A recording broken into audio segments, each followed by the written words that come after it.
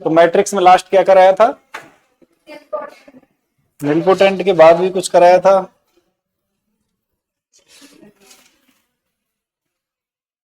क्या हो गया? सम ऑफ रोज ऐसा कुछ कराया था, क्या कराया था? कौन सा? हाँ, जनरल प्रॉपर्टीज ऑफ मैट्रिक्स में। चलो, ये तो गलत बात है। देखो, आपके पास इतना टाइम है नहीं, इतना टाइम है नहीं कि आप अभी पढ़ के और सिलेबस होने के बाद रिवाइज करें। जो कर सकते हो अभी कर सकते हो, नहीं तो फिर आगे 2 4 5 साल बाद की सोचना। वैकेंसी की आती थोड़ी है, अब आ गई तो आ गई। देखो, ट्रेस ऑफ मैट्रिक्स जैसा आपको बताया होगा वही है। जैसे ए कोई मैट्रिक्स है,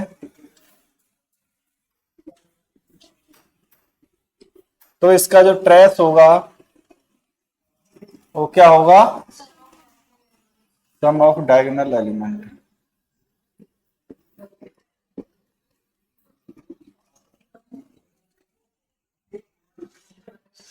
सम ऑफ डायगोनल एलिमेंट्स। तो ये तो सिंपल सी बात है, ये आप समझ भी रहे होंगे कि ये कोई मैट्रिक्स है।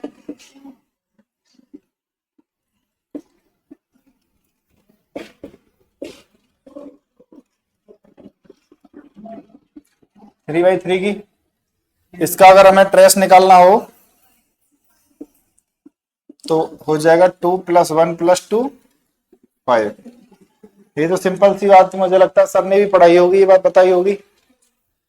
तो इसकी जो प्रॉपर्टीज है उस पर चलते हैं, जो डायरेक्ट क्वेश्चन में एग्जाम में पूछी गई है, ठीक है ना। तो आपको याद हो, किसी ने PYQ देखी हो DSSB के भी और किसी भी TGT-PD एग्जाम के, तो एक प्रॉपर्टी बड़ी बहुत सही है कि अगर हम ट्रेस ऑफ AB देखें तो वो कितना आता है?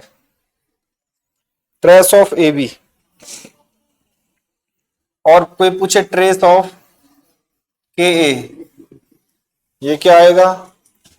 First number, second, third, trace of A + B, fourth, trace of AB का ट्रांसपोज,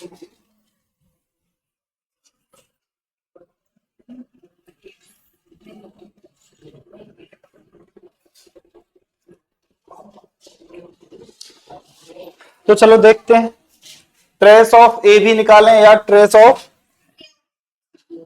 BA निकालें, दोनों की वैल्यू कैसी आती है? सेम। ट्रेस ऑफ KA निकालें तो K को आगे ले लें, कांस्टेंट है कोई, ट्रेस ऑफ A, ठीक है ना। ट्रेस ऑफ A + B निकालें तो trace of A + trace of B, और AB का ट्रांसपोज का ट्रेस निकालें या नॉर्मल A का ट्रांसपोज का। ये वाली बात ABT जो ट्रांसपोज है, इसमें डायगोनल तो आपको पता होगा ट्रांसपोज में सेम रहते हैं, तो ये और इसमें कोई फर्क नहीं होगा। हाँ, ट्रेस दोनों का ट्रेस सेम रहेगा। तो AB का ट्रांसपोज के साथ इसका B transpose AB value same आएगी। एक बहुत ही फेमस और बड़ा अच्छी प्रॉपर्टी है इसकी कि ये है लिखा हुआ है ट्रेस ऑफ ABC। क्वेश्चन में पूछा गया है कि ट्रेस ऑफ ABC को और किस किस टाइप से लिखा जा सकता है, इसकी वैल्यू और क्या क्या होगी। तो आपको ये बात पता होनी चाहिए, ट्रेस चलता है साइक्लिक ऑर्डर में, ठीक है। अगर यहां हमारा B है, ये हमारा C है, हम ऐसे चलते हुए आ रहे हैं ऐसे, ठीक है। तो हमारा जो ट्रेस होगा ABC का वो ABC हो गया। फिर अगर हम स्टार्ट करें ट्रेस ऑफ BCA, या फिर हम स्टार्ट करें कहां से? CAB, तो ये सब क्या रहेंगे? सेम। और ये आया हुआ क्वेश्चन है DSSB में, ठीक है ना। तो ये एक बात ऐसे सोच लो या ऐसे सोच लो, A से स्टार्ट किया पहले इसने, फिर B से करो, फिर C से करो। ऐसे अगर मैं आपसे ये बात कहूं कि ट्रेस ऑफ ABCD को कितने टाइप से लिखा जा सकता है, तो परम्यूटेशन में हमें पता है कितने कितने हैं, 4 हैं ये, ठीक है ना। तो देखो, A से स्टार्ट किया पहले इसने, फिर हम क्या लिखेंगे? Trace of B C D A, trace of C D A B,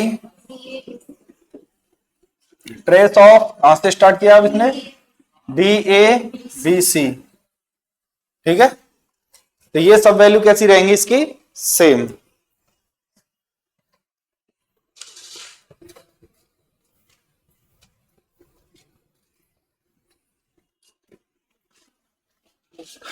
तो ट्रेस की कोई दिक्कत नहीं है ना, ट्रेस का कोई भी क्वेश्चन आता है आप आराम से कर सकते हो। तो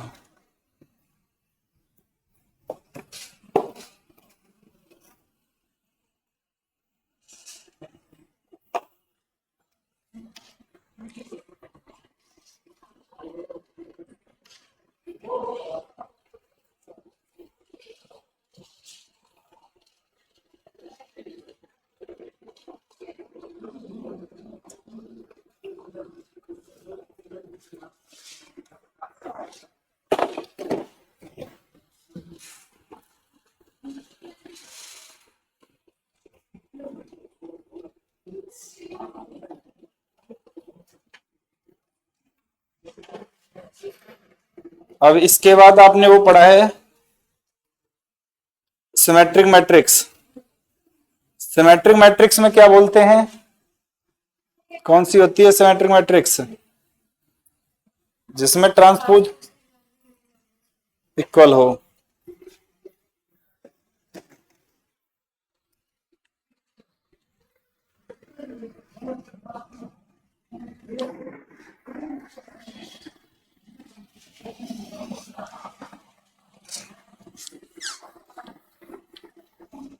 अब लिखो सिमेट्रिक मैट्रिक्स।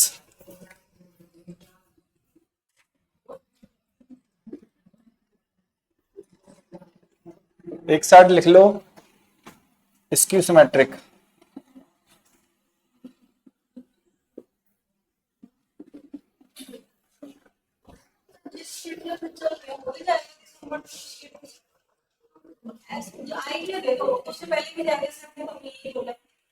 अब ये हमारा पार्ट तो हो ही जाएगा हमें। भाई यही है complex analysis, real analysis, linear algebra और मॉडर्न अलजेब्रा। तो सिमेट्रिक मैट्रिक्स ओडीपीडी, एक वो और है। सिमेट्रिक के साथ ही लिखो हर्मिशन,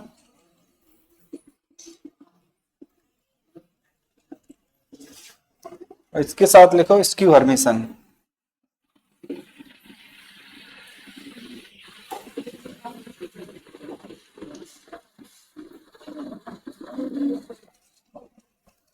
बाकी तो क्लास और भी चलती है ना, 2 ही क्लास तो होती है हमारी हफ्ते में। कितनी क्लास होती है आपकी टोटल, हफ्ते में कितनी क्लास होती हैं?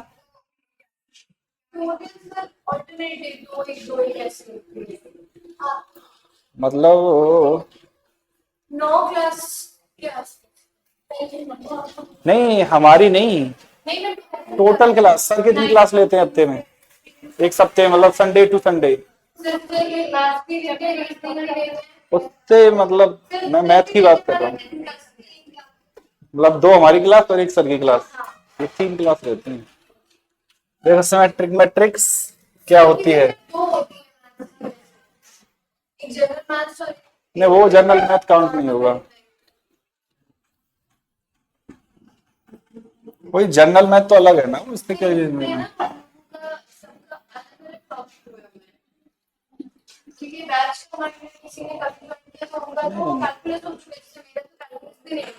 अच्छा, तो सिमेट्रिक मैट्रिक्स देखते हैं ये क्या होती है। सिमेट्रिक मैट्रिक्स में ट्रांसपोज कैसा रहता है, ए का ट्रांसपोज ए के इक्वल में। ठीक है, ट्रांसपोज हम समझ गए। इसकी सिमेट्रिक ये कहेगा इसका ट्रांसपोज किसके, माइनस के ट्रांसपोज के माइनस के बराबर होगा। ठीक है, ये बात आती है हर्मिशन की और स्क्यू हर्मिशन की। यहां एक बात हमें बस सीख लेनी है, कंजुगेट। कंजुगेट मैट्रिक्स का मतलब क्या होता है, कोई जो मैट्रिक्स है ए, वो किस पे है, कॉम्प्लेक्स फील्ड पे है। किस पे है, कॉम्प्लेक्स फील्ड का मतलब है उसके अंदर जो एलिमेंट आ रहे हैं वो कॉम्प्लेक्स से आ रहे हैं, आयोटा की फॉर्म में आ रहे हैं, ठीक है ना। तो वहां पर जब हम आयोटा को रिप्लेस कर देते हैं माइनस आयोटा से, तो जो बनने वाला मैट्रिक्स होगा वो क्या होगा, ए का कॉन्जुगेट, ए का कॉन्जुगेट मैट्रिक्स। वो जैसे हम एक एग्जांपल उठाएं कि ये हमारे पास 2 प्लस आयोटा, आयोटा -2 और 1 प्लस आयोटा, ये मैट्रिक्स है 2/2 का, ठीक है। तो इसका कॉन्जुगेट मैट्रिक्स निकालेंगे तो हम 2 माइनस आयोटा -2 1 माइनस आयोटा, ये क्या हो गया इसका कॉन्जुगेट। एक होता है ट्रांजुगेट, एक क्या होता है ट्रांजुगेट। ट्रांजुगेट मैट्रिक्स का ये मतलब है कॉन्जुगेट मैट्रिक्स को वो क्या कर देगा, ट्रांजुगेट, ए इसे बार करते हैं ए बार से, ठीक है ना। ट्रांजुगेट का मतलब है ए बार का क्या कर देगा वो ट्रांसपोज, ए बार का क्या कर देगा ट्रांसपोज, इसी को वो बोल देगा ए थीटा, क्या बोल देगा ए थीटा। और इस ए वाली मैट्रिक्स को वो क्या लिख देगा 2 माइनस आयोटा -2 1 माइनस आयोटा। बात समझ आई इन दोनों की। कंजुगेट मैट्रिक्स, ट्रांजुगेट मैट्रिक्स, थीटा वाले को बोलते हैं ट्रांजुगेट मैट्रिक्स, ठीक है। तो एक बात समझ आ रही है, यहां तो सिर्फ किसका हो रहा है ट्रांसपोज हो रहा है, तो इसका मतलब सिमेट्रिक मैट्रिक्स में जो कौन सी मैट्रिक्स है रियल फील्ड से आ रही है, किससे आ रही है रियल फील्ड से, मतलब रियल नंबर है तो सिर्फ ट्रांसपोज से काम चल रहा है। इसमें कहां से आ रही है कॉम्प्लेक्स फील्ड से, इतना फर्क है। तो यहां जो काम ट्रांसपोज कर रहा है वहां ट्रांसपोज का काम कौन करेगा थीटा, ठीक है ना। यहां मतलब ए किसके बराबर हो जाएगा ए थीटा के, और इधर में ए बराबर किसके हो जाएगा माइनस ए थीटा के।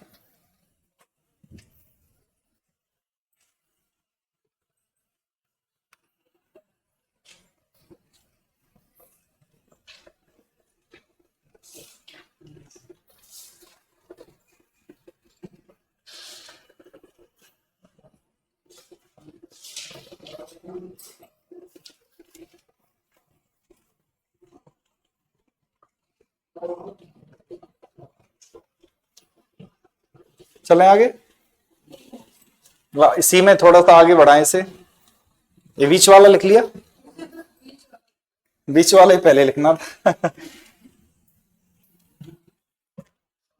और ये सोच लो हमने ये जगह छोड़ रखी है प्रॉपर्टीज के लिए, यहीं में कराएंगे प्रॉपर्टीज साथ में ही, क्या एक साथ 4 जाएंगी, अदरवाइज टाइम लग जाएगा 4 को अलग अलग कराने में। ये समझ भी आ जाएगी एक बार में क्या मतलब है इन सब चीजों का।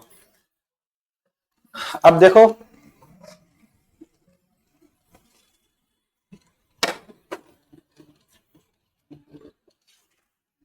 सितंबर अक्टूबर नवंबर, क्या दिसंबर तक सिलेबस चाहिए है पहले उससे सभी तो मेरी एक महीने बाद कर दूंगा, देखते हैं।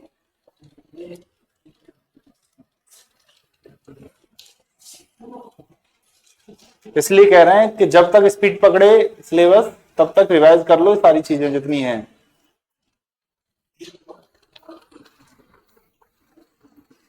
अब देखो सिमेट्रिक मैट्रिक्स में ए बराबर ए का ट्रांसपोज आ गया, ये बात समझ आ गई, एग्जांपल की भी जरूरत नहीं है हमें, ठीक है ना। अब हमें यहां देखना है कि इस ट्रांसपोज में इन दोनों में कंप्लीटली फर्क क्या है। देखो इसके पहचानेंगे कैसे, तो चलो एक एग्जांपल लिख भी लेते हैं कि ए हमारा कुछ ऐसा होगा कि 1 2 3 2 3 और 0 6 6 5, ये 3/3 की मैट्रिक्स है।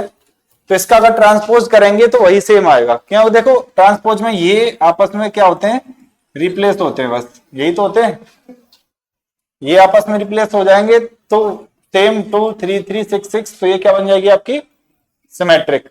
तो सिमेट्रिक मैट्रिक्स के लिए आपको क्या याद रखना है कि ये एलिमेंट देख लेने सेम हो रहे हैं कि नहीं हो रहे हैं, ठीक है ना।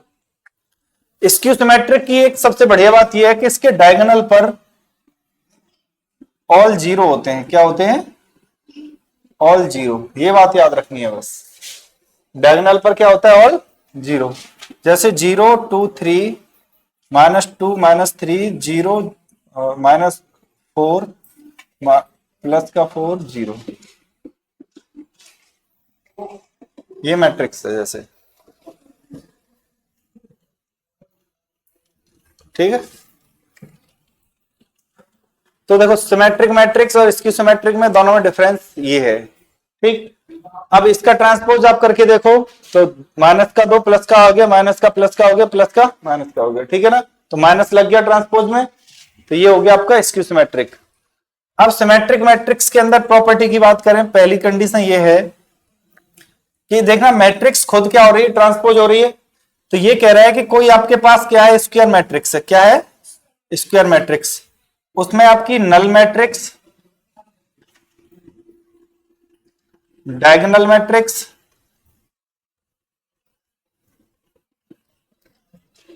नल matrix, diagonal matrix, identity matrix,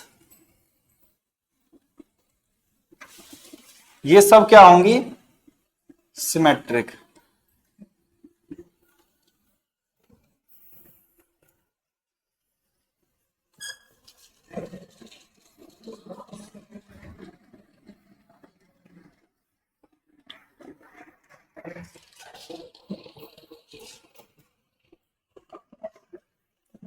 ठीक है। सेकंड पॉइंट देखें इसके अंदर, अगर हमारे पास ए और बी कोई स्क्वायर मैट्रिक्स है, क्या है, कोई स्क्वायर मैट्रिक्स है, ठीक है, ए और बी क्या है, कोई स्क्वायर मैट्रिक्स। अब वो कह रहा है कि ये दो स्क्वायर मैट्रिक्स जो गिवन में है, इनके कॉम्बिनेशन से जो मैट्रिक्स बनेगा, मान के चलते हैं A1A प्लस B1B करके कोई मैट्रिक्स बना, ये मैट्रिक्स भी कैसा होगा, सिमेट्रिक।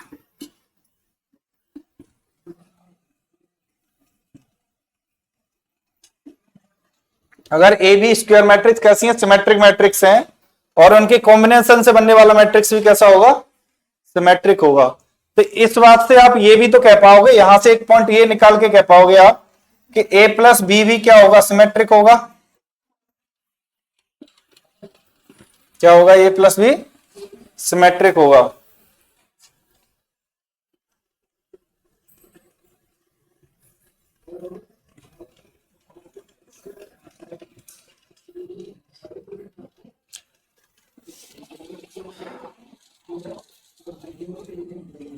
इसमें ये पॉइंट हो गया। नेक्स्ट पॉइंट यहां हम बात करें कि अगर ए और बी दो मैट्रिक्स सिमेट्रिक मैट्रिक्स चल रही हैं, तो अगर जब ए बी सिमेट्रिक होगा,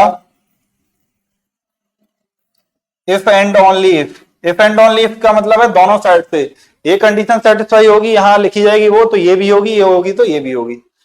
तो इसका मतलब होगा ए बी बराबर किसके, बी। तो ये बात समझ आई। पिछली बार पहले भी हमने जो मैट्रिक्स कराई उसमें कम्यूट करने के साथ ही मैट्रिक्स का मल्टीप्लीकेशन वो प्रॉपर्टी लेता है। तो वही सेम ए बी सिमेट्रिक है कब, जब कम्यूट करेंगे तब, ठीक है।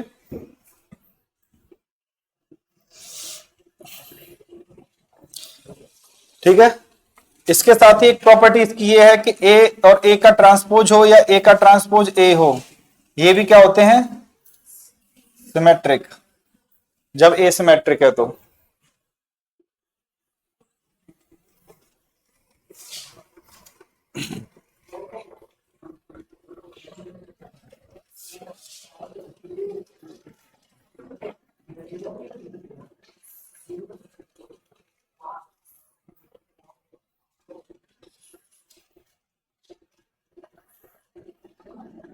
ठीक है, अब इसमें से ये कहे, ये इसके बाद यहीं से एक निकाल के कहे कि ए प्लस ए टी ये भी सिमेट्रिक होगा क्या, आपकी माइंड से भी आप भी थोड़ा माइंड चलाओ, होगा भाई, ए टी बराबर भी तो ये है, यहां सिमेट्रिक है, तो ए प्लस ए ट्रांसपोज लिखेंगे तब भी ये क्या होगा, सिमेट्रिक होगा, क्योंकि ए सिमेट्रिक है। ए सिमेट्रिक का मतलब ए टी बराबर ए, यही तो था, ए बराबर ए टी। हाँ, तो वो भी सेम मैट्रिक्स बन जाएगा, तो क्या बन जाएगा वो, सिमेट्रिक। एक ये कह रहा है कि अगर ए बी सेम ऑर्डर के सिमेट्रिक मैट्रिक्स हैं, तो A B plus B A B क्या होगा, सिमेट्रिक होगा। A B plus B A B क्या होगा, सिमेट्रिक। ये वो प्रॉपर्टीज डायरेक्टली पूछी जाती हैं आपके पास क्वेश्चन में, ठीक है। कौन सा सिमेट्रिक होगा, कौन सा सिमेट्रिक नहीं होगा।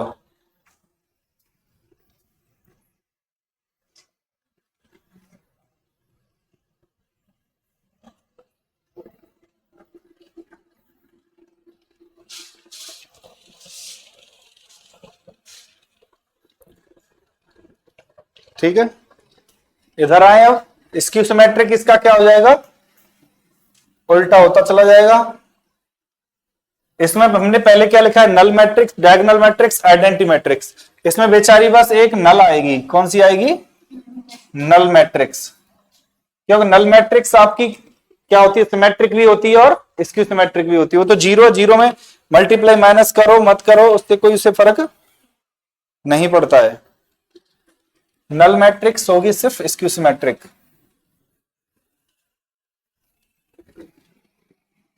पॉइंट नंबर, अब यहां ये बात आपके माइंड में चल जानी चाहिए कि डायगोनल और आइडेंटिटी इसके अंदर क्या नहीं होंगी। हाँ,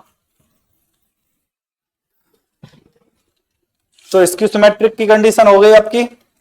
अब देखना, ए बी स्क्वायर मैट्रिक्स है, सिमेट्रिक है, तो ये ए और बी, ए वन बी वन कोई रियल नंबर है, तो ए प्लस बी आ रहा है, तो ये इस कंडीशन उसमें भी होगी, लेकिन यहां क्या आ जाएगा, ए माइनस बी। तो हम ये भी लिखें डायरेक्टली कि ए माइनस बी क्या होगा, skew symmetric, skew symmetric matrix. ठीक है, स्क्यू सिमेट्रिक मैट्रिक्स होगा ए माइनस बी, कब, जब ए बी क्या है, स्क्यू सिमेट्रिक मैट्रिक्स है।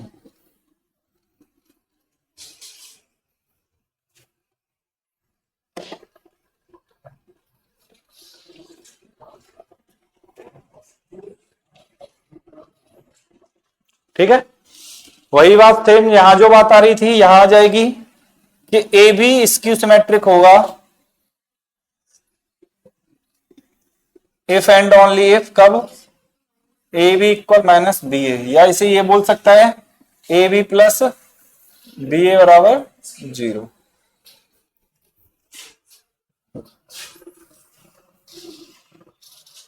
ठीक है, और कौन सा आ गया, ये हो गया, ये हो गया। अब देखो सिमेट्रिक है ये, ए प्लस आ रहा है तो क्या लिख जाएगा, ए माइनस ए का ट्रांसपोज, ए माइनस ए का ट्रांसपोज क्या होंगे, स्क्यू सिमेट्रिक।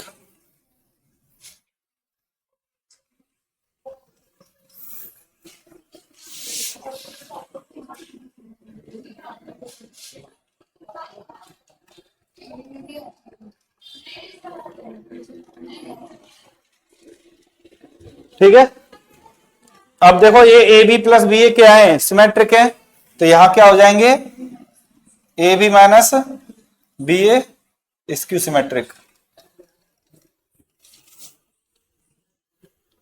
तो दोनों में डिफरेंस समझ आ रहा है आराम से, कौन सा स्क्यू होगा कौन सा सिमेट्रिक होगा।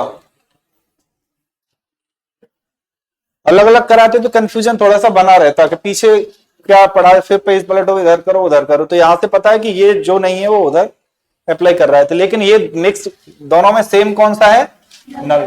तो ये नल मैट्रिक्स बोथ होता है सिमेट्रिक एंड स्क्यू सिमेट्रिक। ये कॉम्प्लेक्स फील्ड है, हर्मिशन मैट्रिक्स कॉम्प्लेक्स फील्ड के अंदर जो काम करती है किसकी तरह, सिमेट्रिक की तरह। तो सिमेट्रिक की सारी प्रॉपर्टी किसके अंदर आ जाएंगी, हर्मिशन के अंदर। ठीक है ना, इसके देखना, डायगोनल पर कोई भी रियल नंबर है, ठीक है, और इसके डायगोनल पर कोई भी रियल नंबर होगा, इसके डायगोनल पर कोई भी एनी कॉम्प्लेक्स लिखो पूरा, उसमें कोई दिक्कत नहीं आएगी। ठीक है, इसमें क्या आएगा, इसके डायगोनल पर क्या आएगा, एनी प्योरली इमेजिनरी नंबर और 0। ठीक है ना,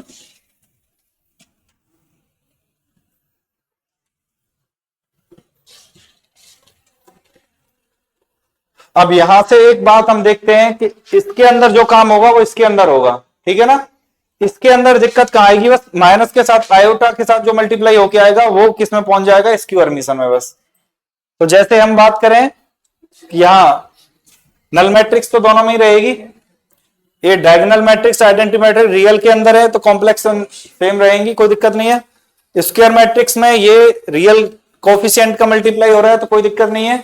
अगर यही कोफिशिएंट इधर आयोटा का मल्टीप्लाई होगा, किसका मल्टीप्लाई होगा, आयोटा, क्योंकि आपको पता है आयोटा किस में रिप्लेस हो जाता है ट्रांजुगेट के लिए, थीटा के लिए माइनस आयोटा में, तो क्या बन जाएगा वो माइनस का ए की फॉर्म में पहुंच जाएगा, माइनस ए की फॉर्म में पहुंच जाएगा। तो इसलिए यहां आप ये कहोगे कि आयोटा का जहां जहां मल्टीप्लाई होके मिलेगा वो मैट्रिक्स किसमें आ जाएगी, आपकी स्क्यू हर्मिशन में। हेलो जी, हेलो जी, बोलिए। जी बोलिए। राधे राधे।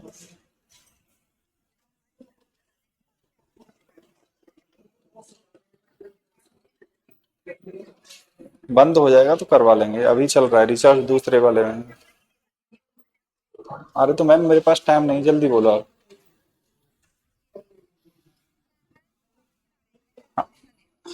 हाँ हाँ, कौन सा? 62 81 वाला है, एक 72 48 वाला है, 2 नंबर है। हेलो।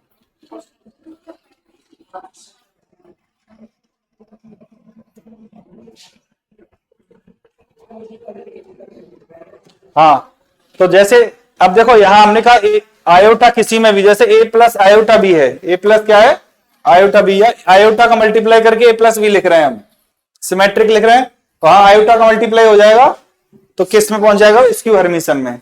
तो जहां जहां तुम्हें आयोटा दिखा, आपको आयोटा के साथ मैट्रिक्स पूछ रहा है कि ये कौन सी होगी, तो आप स्क्यू हर्मिशन के साथ जाओगे, और नॉर्मल आएगी तो बिना आयोटा के तो हर्मिशन के साथ, ठीक है ना। नेगेटिव आएगी तो स्क्यू हर्मिशन के साथ, प्लस में आएगी तो हर्मिशन। जैसे इसमें आया सेम वही काम रहेगा, बस आयोटा का फर्क रहेगा, आपको यही फर्क है ना बस आयोटा का। तो आयोटा का मल्टीप्लाई हो रहा है तो उसमें जाएगा, आयोटा मल्टीप्लाई नहीं हो रहा है तो इसमें आएगा। बाकी कोई क्वेश्चन कराएंगे तब और कोई आता है इनमें से, आपकी समझ आ जाएगा, ठीक है ना। है सेम प्रॉपर्टी, सारी की सारी सेम रहेंगी। अगर आपसे कोई कहे कि हर्मिशन मैट्रिक्स किस सिमेट्रिक बनेगी, कब, जब फील्ड क्या बन जाएगा, रियल। भाई सारे एलिमेंट अगर रियल से लिए जाए तो ये हर्मिशन मैट्रिक्स ही क्या बन जाएगी, सिमेट्रिक। स्क्यू हर्मिशन क्या बन जाएगी, स्क्यू सिमेट्रिक। तो दोनों सेम होती हैं, बस आयोटा का डिफरेंस है। तो अगर इसमें आयोटा का मल्टीप्लाई होता है तो रिप्लेस किससे होगा, वो माइनस आयोटा से। माइनस आयोटा से रिप्लेस करने का मतलब माइनस से उसमें आगे आ जाएगा, तो किसमें आ जाएगी, स्क्यू हर्मिशन में। और नहीं आएगा आगे तो हर्मिशन मैट्रिक्स में बनी रहेगी वो, ठीक है। हटाएं ये।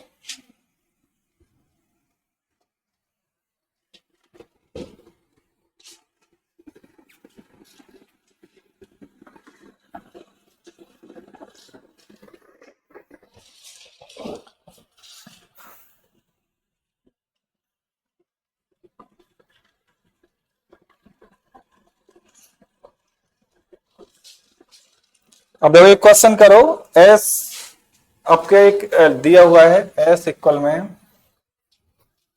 ए डैश, ये भी ट्रांसपोज होता है ना, डैश डैश में कोई दिक्कत नहीं है आपको। एक मैट्रिक्स ये है और दूसरी मैट्रिक्स है आपके पास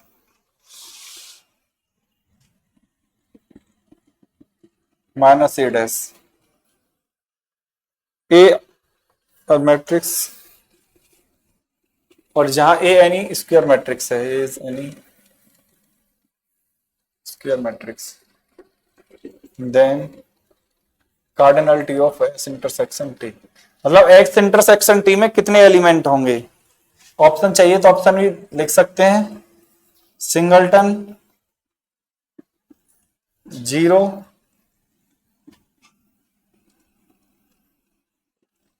फाइनाइटली,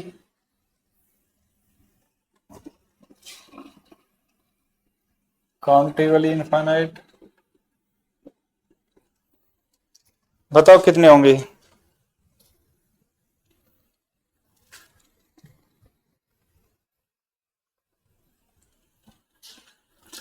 या तो कहेगा इसके अंदर कितने एलिमेंट होंगे, या ये भी कहेगा कि कितने मैट्रिक्स बनेंगे इसमें, एस इंटरसेक्शन टी में कितने मैट्रिक्स बनेंगे, दोनों एक ही बात है। कार्डिनलिटी पूछे तब भी कितने एलिमेंट बनेंगे। तो देखो ये कह रहा है हमसे कि ए बराबर ए डैश है, लेकिन इसने क्या कहा है, A is any square matrix, यही कहा है ना, ए इज एनी स्क्वायर मैट्रिक्स। इसने कहा है ए इक्वल माइनस ए डैश, जहां क्या है ए डैश, ए क्या है, कोई एनी मैट्रिक्स। तो ये तो बन गई कौन सी, सिमेट्रिक, और ये बन गई कौन सी, स्क्यू सिमेट्रिक। अब थोड़ा सा अपना माइंड लगाओ, और दोनों, हाँ ये आपने कहा कि नल मैट्रिक्स मतलब बीच में कौन सा आएगा एक।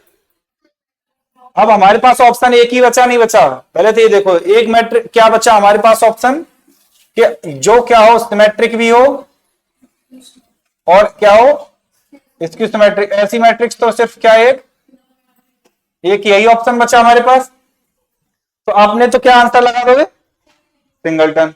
बट उसने ये नहीं कहा है कि कितने ऑर्डर की, तो कितने ऑर्डर होंगे आपके पास, और तीन। काउंटेबली इनफाइनाइट, जितने ऑर्डर के लोग उतने नल मैट्रिक्स बन जाएंगी। अगर ये मैं आपसे यहां ये कह दूं A is any square matrix of order 5x6, square 5x5, अब तो ठीक है, ठीक है 5x5 या 6x6, तो कौन सा ऑप्शन होगा इनमें से, कौन सा होगा फिर, सिंगलटन। क्योंकि नल मैट्रिक्स कितने ऑर्डर की, एक ही बनेगी, तो ये ऑप्शन हो जाएगा। अगर उसने ऑर्डर नहीं दिया है तो काउंटेबली इनफाइनाइट।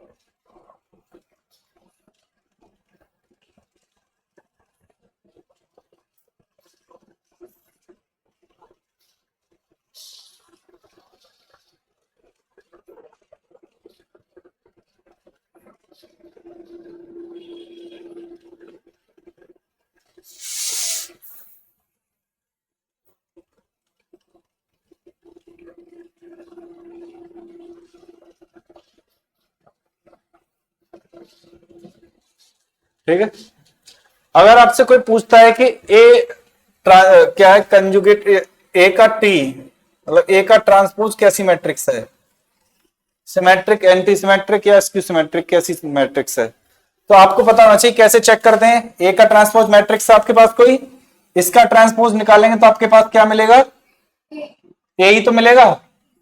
तो ये सिमेट्रिक होगी या नहीं होगी, बताओ पहले तो आप। नहीं होगी। सिमेट्रिक तो ये बोलती है ना कि किसी का ट्रांसपोज करें तो वही मैट्रिक्स आए। तो ए के ट्रांसपोज का ट्रांसपोज कर रहे हैं तो ए आ रही है, जबकि क्या अगर ए का टी आती है अकेली तो क्या बन जाती है, सिमेट्रिक। ठीक है ना, क्योंकि हमने ये गिवन नहीं किया है कि ए क्या है, कोई सिमेट्रिक है। ठीक है, हटाए से।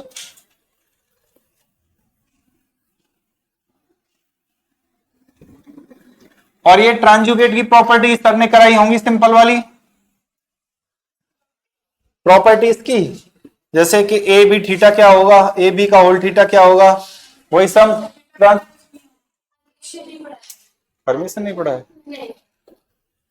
हरमीशन नहीं पढ़ा है, ठीक है, हरमीशन की प्रॉपर्टी तो हो गई, लेकिन ये ट्रांजुगेट तो पढ़ाया होगा। हाँ तो वही सेम होता है। हाँ बस बी थीटा क्या हो जाएगा, ए थीटा, ये वाली बस, ठीक है ना।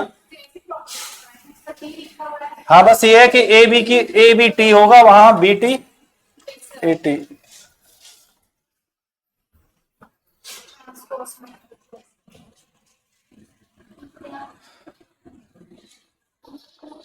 अभी बताया था ए बी का टी करें या बी ए का टी करें, कोई दिक्कत नहीं है वहां पे। ट्रांसपोज में तो डायगोनल बदलता है, उसमें कोई दिक्कत नहीं है।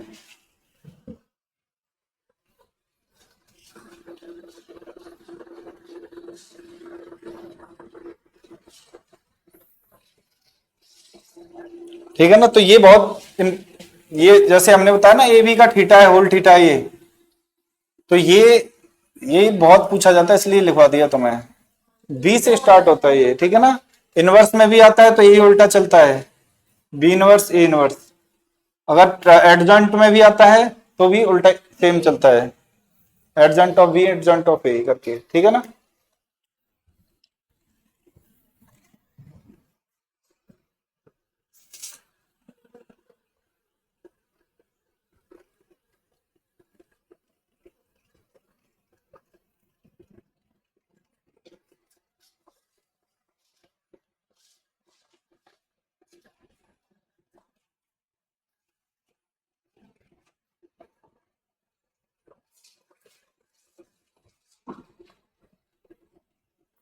ठीक है, यहां तक।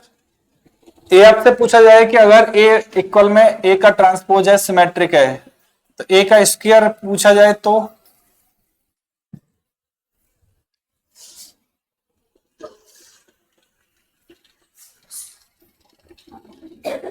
ए कैसी मैट्रिक्स होगी? तो ये याद रखना है कि इस कंडीशन में, ये मे बी की कंडीशन में सारे सही होंगे, और अगर ये मस्ट बी की कंडीशन में आता है तो जैसे ऑड पावर में कहे, क्या ऑड पावर में सिमेट्रिक होगा कि नहीं होगा स्क्यू सिमेट्रिक वाला, तो वो ऑड पावर में स्क्यू होगा, इवन पावर में सिमेट्रिक होगा। भाई ऑड पावर में तो माइनस माइनस ही रहेगा हमेशा, और इवन पावर हुई और तो नेगेटिव किस में आ जाएगा? पॉजिटिव में। तो स्क्यू सिमेट्रिक मैट्रिक्स है कोई, उसकी ऑड पावर की जाए तो स्क्यू रहेगी, इवन पावर की जाए तो सिमेट्रिक बन जाएगी। ठीक है, अब देखो मैट्रिक्स के अंतिम छोर पर चल रहे हैं, ऑर्थोगोनल मैट्रिक्स। नहीं, अभी मतलब टाइप ऑफ मैट्रिक्स में है, अभी कहाँ कंप्लीट। ऑर्थोगोनल मैट्रिक्स और यूनिटरी मैट्रिक्स, ये भी कराई। तो ऑर्थोगोनल मैट्रिक्स और यूनिटरी मैट्रिक्स कौन सा था?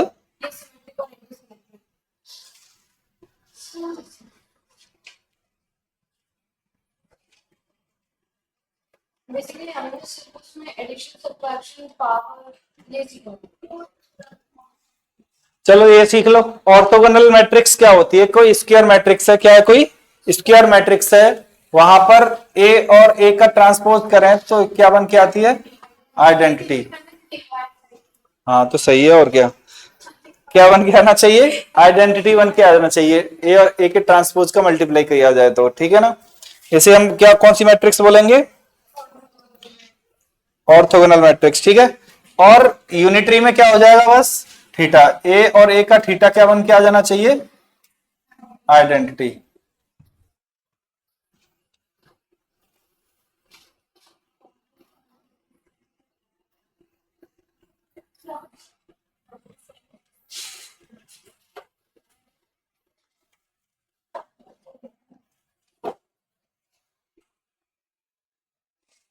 ठीक है, कोई दिक्कत नहीं है। तो सिंपल बात है, एक कोई मैट्रिक्स उठाएं, अगर उसका ट्रांसपोज के साथ उसका क्या करें? मल्टीप्लाई करें, तो क्या आ जाना चाहिए? फॉर एग्जाम्पल अगर आपने ये उठाया 1 0 0 1 0 1 0 0 0 1, इसका ट्रांसपोज किया तो 1 0 0 0 1 0 0 0 1, इनका मल्टीप्लाई किया तो 1 0 0 0 0 0 1 0 0 0 1। तो हमारे पास ए का ट्रांसपोज क्या आएगा? तो ये क्या होगी हमारी? Orthogonal matrix. ठीक है ना, तो इसकी प्रॉपर्टीज में सबसे पहली, चलो इसे पहचानने का तरीका लिखो, प्रॉपर्टीज लिखेंगे बाद में। इसके पहचानने का तरीका में सबसे पहला ये है कि स्क्वायर ऑफ, देखो यहां समझो, ये वाली जो रो दी हुई है हमारे पास, ये क्या दी है हमारे पास? कॉलम। तो रो के प्रत्येक एलिमेंट के स्क्वायर का सम कितना आना चाहिए? 1। कितना आना चाहिए? 1। लिखो पहला point, square of every element of every, sum से स्टार्ट करना, sum of square of every element of each रो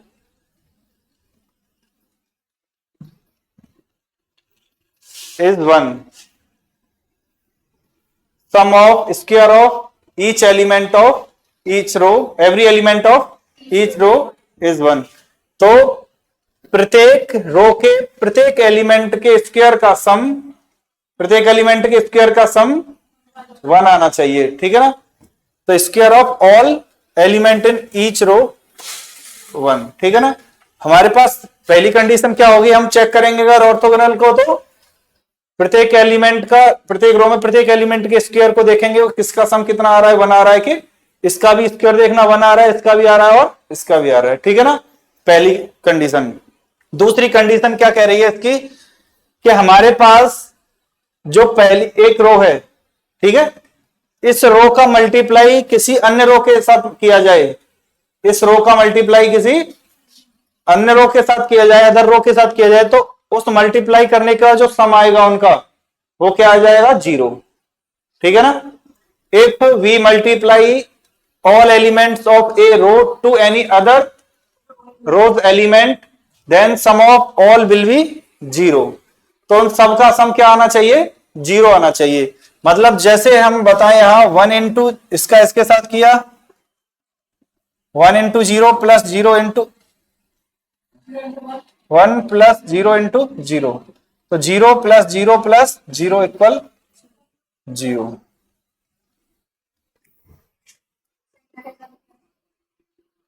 देखो sum of the product of element, sum of the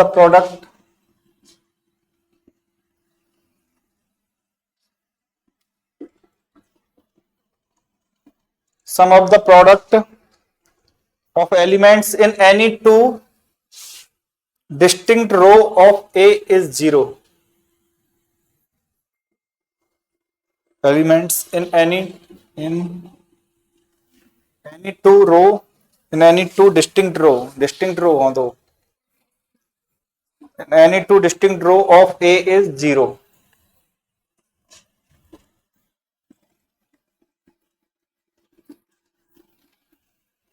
distinct row of A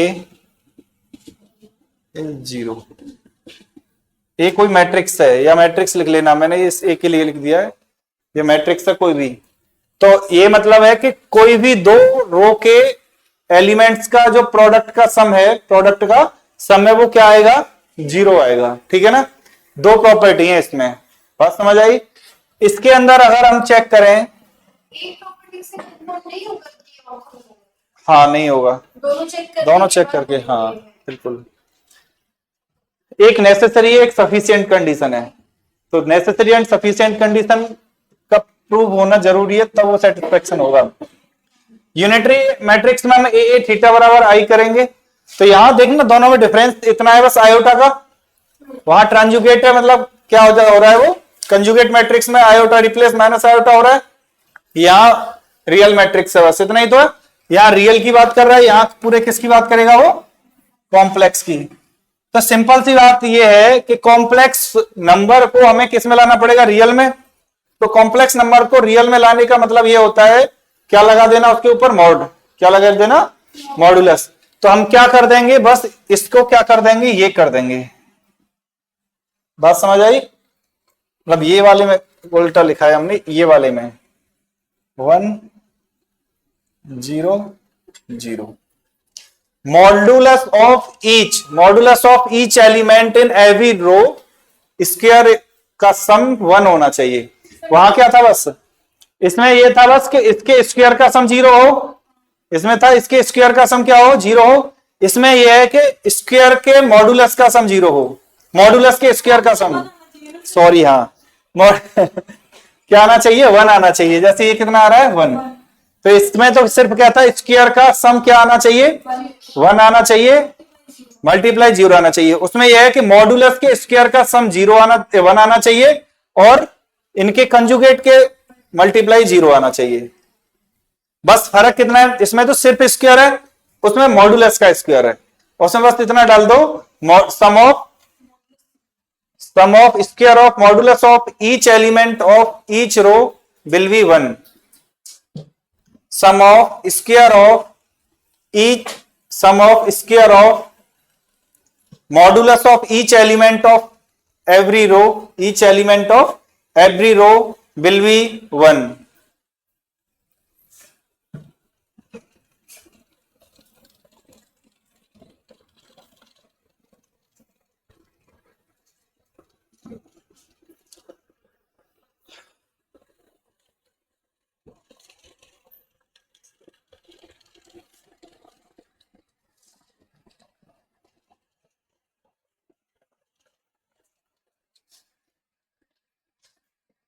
फिर से समझो, इसका मतलब कुछ भी नहीं है।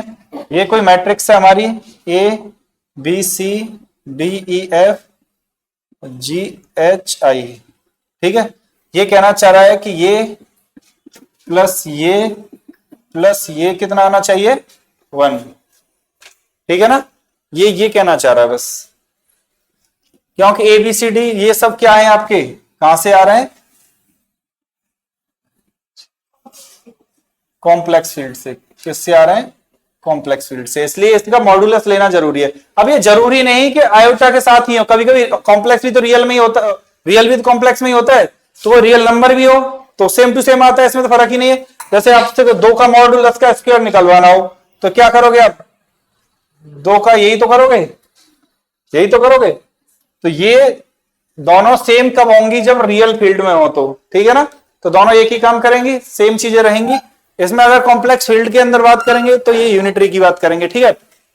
सेकंड कंडीशन में क्या हो जाएगा, सेकंड, अब देखो इसमें तो रियल था तो सिर्फ मल्टीप्लाई हो गया, इसमें थोड़ा सा इतना डिफरेंस है कि इसका जो मल्टीप्लाई इसके साथ करेंगे तो इसके कंजुगेट के साथ करेंगे। कंजुगेट समझते हो, iota replace by minus iota, ठीक है ना।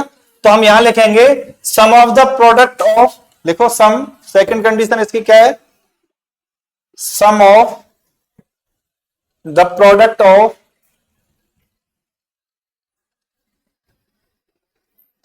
Element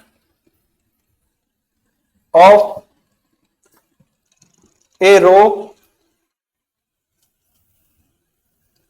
to conjugate of elements of any other row, conjugate of elements of any other row, या any other distinct row लिख लो, या any other row will be 0। ये कहना चाह रहे हैं कि अगर हमारे पास जैसे कि A है, अब देखो यहां मान लेते हैं ABCD दिए हुए, हमें कोई मैट्रिक्स ली, ये ले ली हमने यूनिटरी के लिए, आयोटा यहां लगा लिया, कोई आयोटा ABCD या आयोटा, और लगा लिया हमने H J है, ये यहां एक आयोटा लगा दिया, यहां एक आयोटा लगा दिया, ऐसे कोई भी मैट्रिक्स ले लिया हमने, ठीक है। तो अब ये वाली बात तो समझ आ गई, इस वाली के लिए भी ये क्या होना चाहिए, आयोटा D का स्क्वायर प्लस E का स्क्वायर प्लस F आयोटा का स्क्वायर, ये भी क्या आना चाहिए 1, और यही सेम G का स्क्वायर, H का स्क्वायर, J आयोटा का स्क्वायर क्या आना चाहिए 1, ठीक है। अब ये जो काम हम किस में कर रहे हैं, रो में कर रहे हैं, वही काम हम किस में कर सकते हैं, कॉलम में भी सेम, ठीक है ना, याद रखना है कॉलम में भी। अब ये मल्टीप्लाई करना है, जैसे अब सेकंड कंडीशन सेटिस्फाई करनी है हमें, तो सेकंड कंडीशन में हमने पहली वाली रो को ले रहे हैं, ए का मल्टीप्लाई किससे करेंगे, माइनस आयोटा डी से, याद करो conjugate of any other row, element of any other row, ठीक है, प्लस बी इंटू ई में तो आयोटा है नहीं जो रिप्लेस करेंगे, प्लस सी इंटू माइनस एफ आयोटा, ये कितना आना चाहिए 0। ऐसे अगर इन दोनों का करें तब भी क्या आना चाहिए 0। तीनों रो चेक करनी है, ऐसी जरूरत पड़ती नहीं है, ये तो मैंने ये लिख दिए हैं एलिमेंट, ऐसे आपको देखते ही समझ आ जाएगा, करने की जरूरत ही नहीं होगी, अपने आप दिखेगा कि हाँ ये 0 बन रहे हैं। ये तो स्टैंडर्ड मैट्रिक्स ले लिया ऐसे ही उठा के, तो इसलिए पॉइंट नहीं है। अब इसमें मैं कोई वैल्यू पुट कर दूं 1 2 3, क्या चेक करने की जरूरत पड़ेगी आपको, वैसे ही देख के पता चल जाएगा।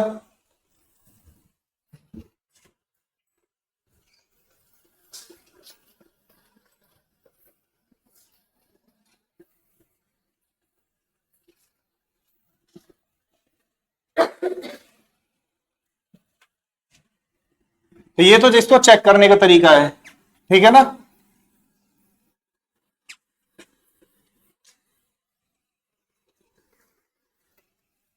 अब देखते हैं इसकी प्रॉपर्टीज।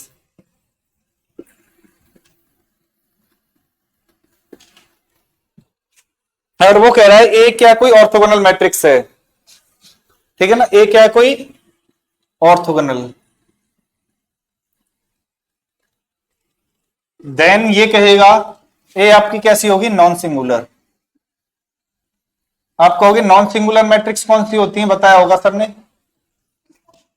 नॉन सिंगुलर मतलब, हाँ नॉन सिंगुलर मतलब जिसका डिटर्मिनेंट नॉन जीरो हो, सिंगुलर मतलब जिसका डिटर्मिनेंट जीरो हो। ठीक है, तो आपने पता चला कि अगर ऑर्थोगोनल मैट्रिक्स है वो क्या होगी, नॉन सिंगुलर मैट्रिक्स होगी। ठीक है ना, और उसका डिटर्मिनेंट कोई पूछे तो वैसे कराएंगे डिटर्मिनेंट में भी आगे। अगर मैं आपसे कहूं डिटर्मिनेंट ऑफ ए क्या होगा, प्लस माइनस वन। उस दिन बताया था, ना बताया हो तो आप खुद देख सकते हो। ए टी बराबर क्या दिया हुआ है उसने, आई। तो दोनों पर डिटर्मिनेंट लगाएं तो आपको पता होना चाहिए ट्रांसपोज का डिटर्मिनेंट और मैट्रिक्स का डिटर्मिनेंट कैसा रहता है, सेम। तो मॉड ऑफ ए का स्क्वायर बराबर वन, तो मॉड ऑफ ए बराबर क्या हो जाएगा, प्लस माइनस वन।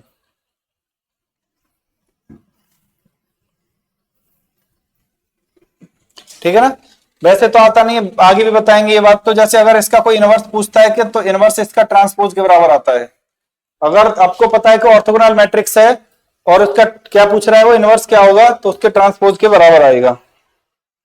तो यहां से ये भी पता चल रहा है कि अगर कोई ए मैट्रिक्स ऑर्थोगोनल है तो उसका इनवर्स भी क्या होगा, ऑर्थोगोनल होगा।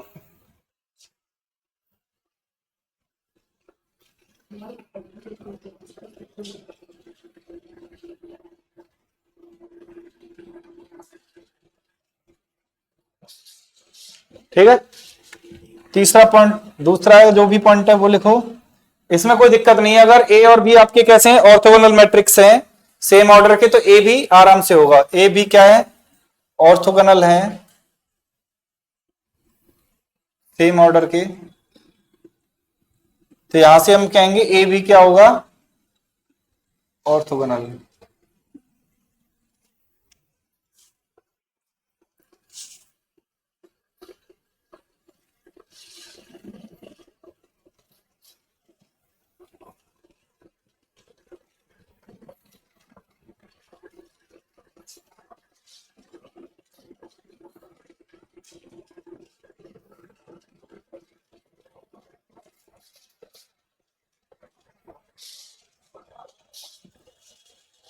ठीक है ना, अगर कोई कहे आपसे ए क्या है, कोई ऑर्थोगोनल है, ए क्या है, कोई ऑर्थोगोनल है एंड इसका डिटर्मिनेंट माइनस आई है, मतलब माइनस वन है।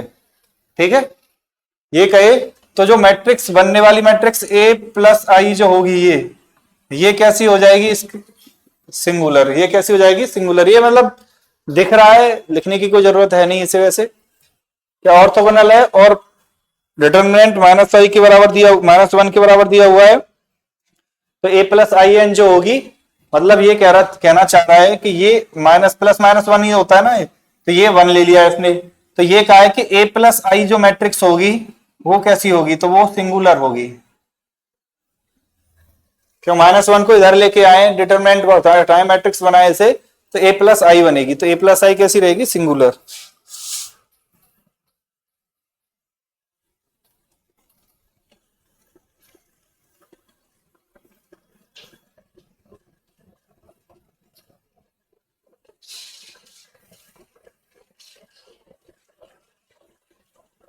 ठीक है, और एक लास्ट इंपोर्टेंट, उधर लिख दिए, एक लास्ट इंपोर्टेंट प्रॉपर्टी इसकी ये है कि अगर ए ऑर्थोगोनल है तो ए की पावर एन भी क्या होगी,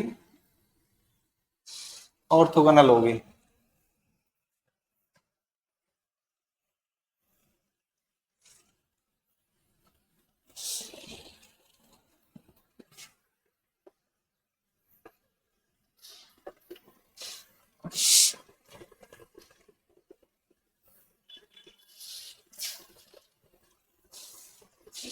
ठीक है,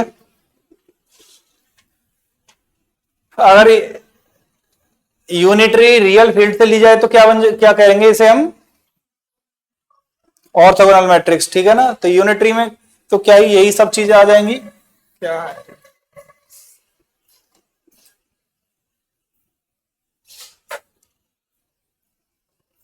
तो ये कहलाएगी कौन सी हमारी, अगर एक क्या है हमारी, रियल फील्ड से है, किन से है, रियल फील्ड से है, और ए थीटा बराबर किसके आ रहा है, आई से आ रहा है, तो हमारी ए इसको सपोर्ट कर रहा है, तो ये क्या बन जाएगी, ऑर्थोगोनल मैट्रिक्स।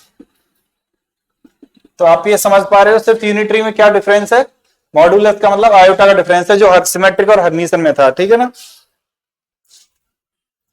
तो वही सेम काम करेंगे। अगर ए क्या है, कोई यूनिटरी मैट्रिक्स है, तो ए का ट्रांसपोज भी क्या रहेगा, यूनिटरी रहेगा।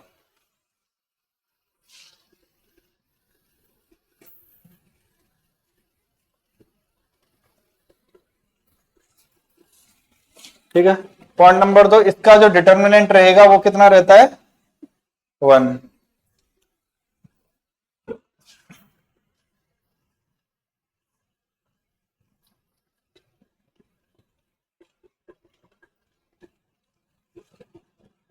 ठीक है, वही बात ए बी और बी ए, वही उसमें जो थी कंडीशन थी, A B B A B क्या रहेंगे, यूनिटरी। कब इफ ए एंड बी क्या है, यूनिटरी। ए और बी क्या है, यूनिटरी, तो A B plus A B और बी ए बी क्या रहेंगे, unitary matrix.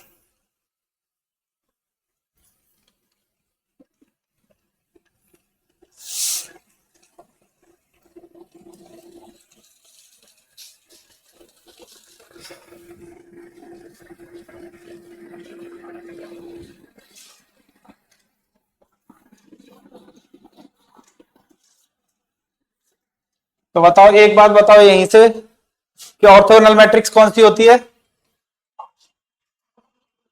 A T I के बराबर हो, ए थीटा आई के बराबर हो, वो कौन सी हो जाएगी, यूनिटरी।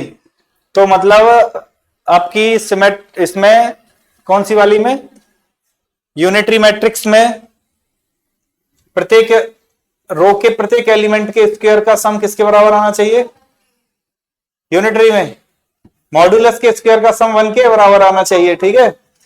और ऑर्थोगोनल में स्क्वायर का सम 1 के बराबर आना चाहिए।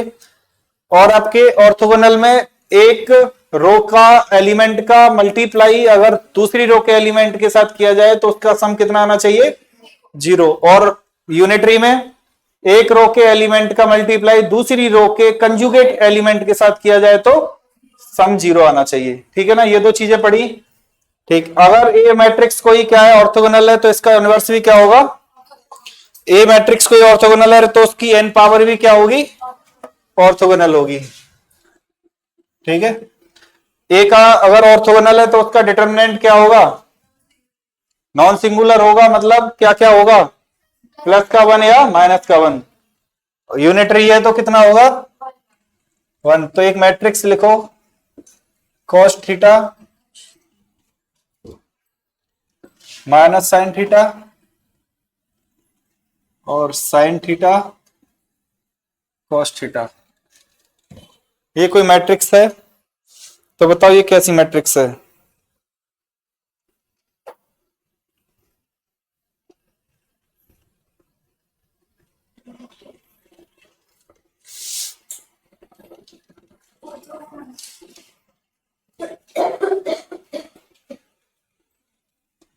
दूसरा क्वेश्चन है, how many matrix are orthogonal, how many matrix are orthogonal of order n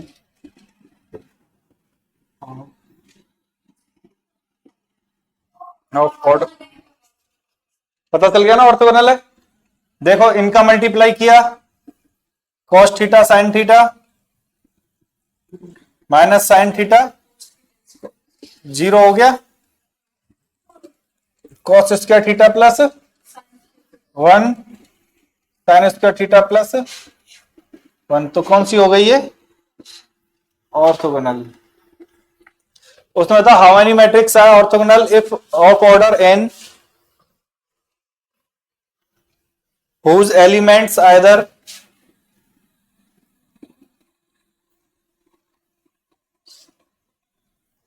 either 0 1 -1 2 -2 -3। तो कितनी मैट्रिक्स बनेंगी जिनके एलिमेंट कितने क्या क्या हैं,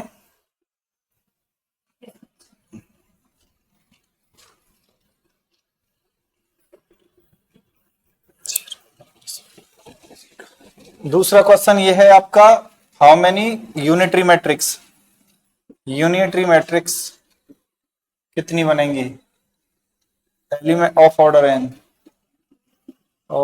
order n if elements are either 0 1 -1 iota iota root 2 upon 2 1 plus root 2 upon 2 1 plus iota upon 2 minus root 3 iota upon 2 minus 1 plus root 3 iota और 2 iota minus 3 iota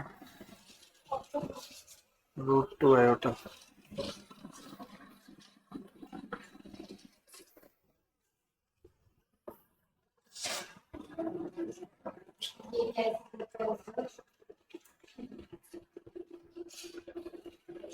तो देखो ये हमने कहा हमसे कितने ऑर्थोगोनल होंगे जिन ऑन एन ऑर्डर के जिनके एलिमेंट्स क्या हो, या तो 0 हो 1 हो -1 हो 2 हो -2 हो या -3 है।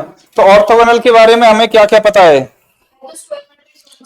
स्क्वायर मैट्रिक्स हो, और स्क्वायर मैट्रिक्स में एलिमेंट का जो समय है वो कितना आना चाहिए? 1 आना चाहिए।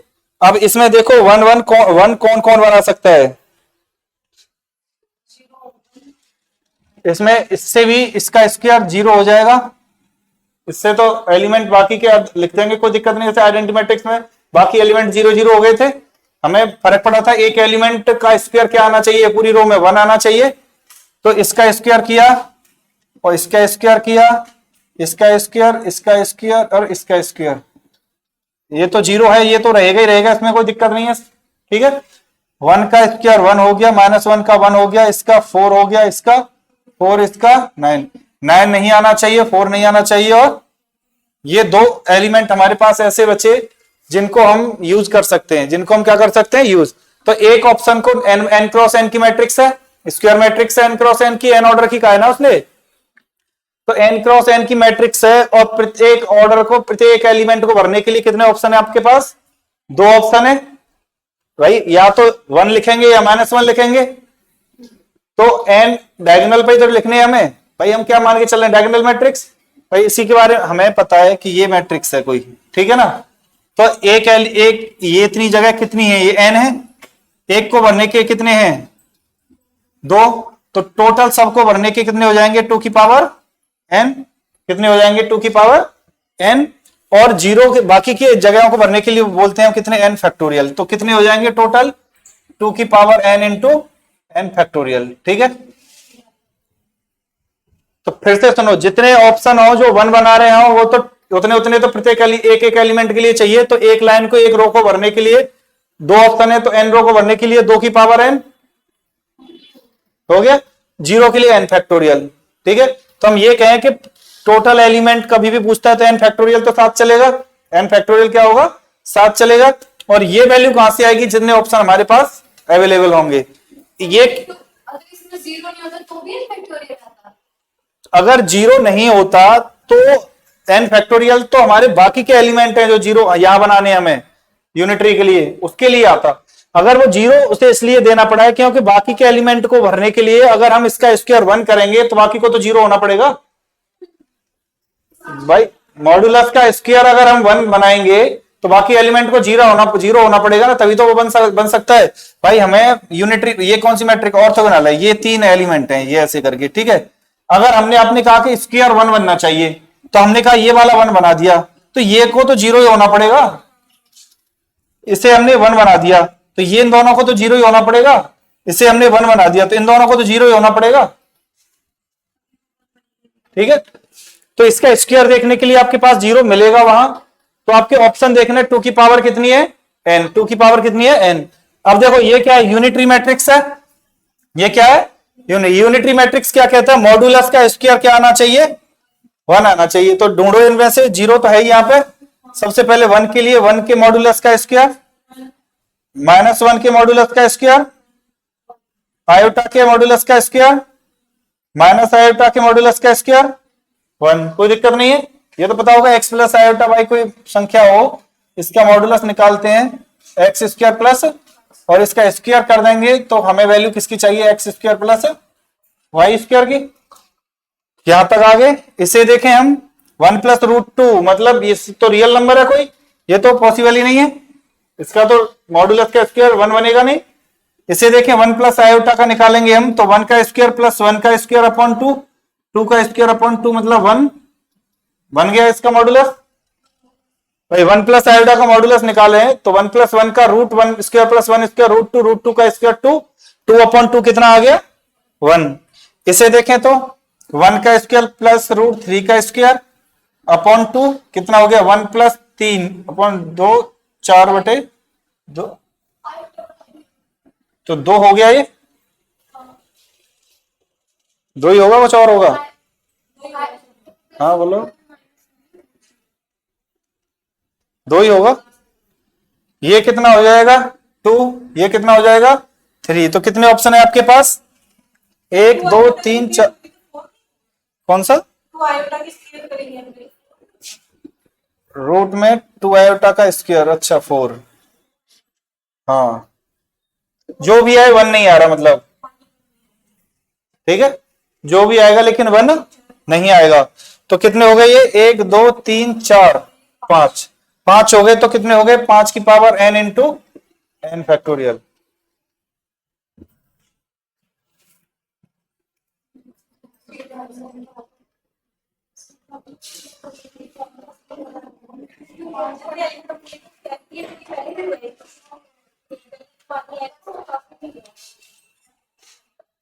नहीं ये हो जाएगा, सुनो सुनो, मॉडुलस टोटल मॉडुलस का स्क्वायर कर रहे हैं, तो ये नीचे 4, ये तो 2 ठीक है,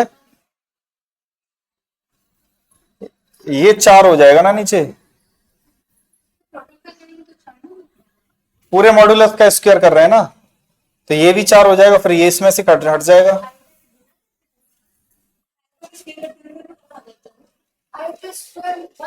माइनस, अरे वो ऐसे डायरेक्ट नहीं निकालेंगे उसे, उसे x प्लस आयोटा वाई होता है, तो x square plus y square ये होता है modulus x plus iota y, ये होता है।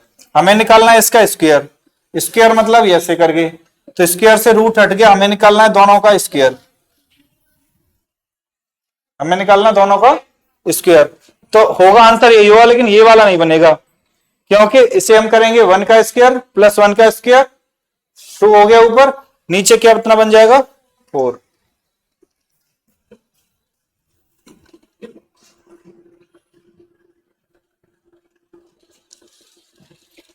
एक सेम क्वेश्चन है, बस उसमें हमने एक में एक एक्स्ट्रा ये डाल दिया है, वहां ये है कि ये √2 है, बस ये वाला √2 है, तो √2 बनेगा, तो फेमस क्वेश्चन बन जाएगा, जो हर मतलब हर नोट्स में मिल जाएगा तुम्हें किसी के भी, ये सेम क्वेश्चन, बस क्या फर्क होगा 1 प्लस आयोटा अपॉन √2, तो ये बन जाएगा 6 की power n into n factorial. PYQ में भी मिल जाएगा सेम क्वेश्चन, कहीं ऐसा मत करना ऐसे नंबर देखते ही 5 की पावर n आया था हमारा, ऐसा कर लो, चेक करना कौन कौन सा है।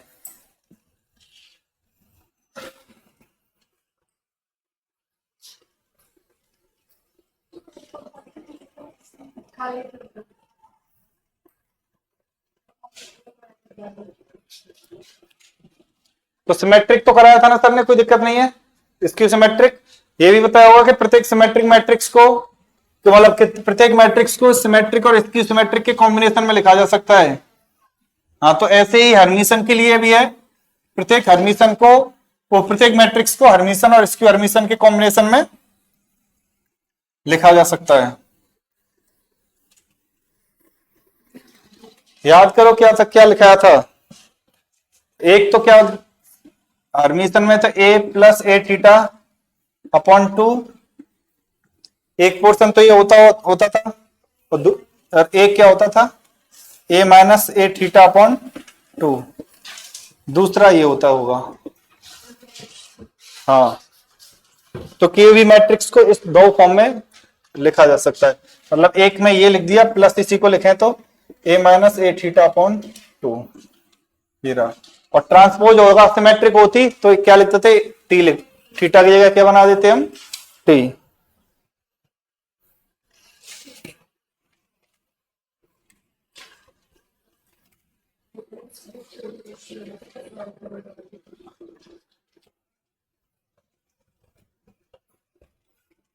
तो एक क्वेश्चन बताओ चलो, ए कोई हर्मिशन मैट्रिक्स है, ए क्या है, कोई हर्मिशन मैट्रिक्स, ठीक है, ये बता दिए तो समझ जाएंगे कि हाँ आपकी हर्मिशन क्लियर है।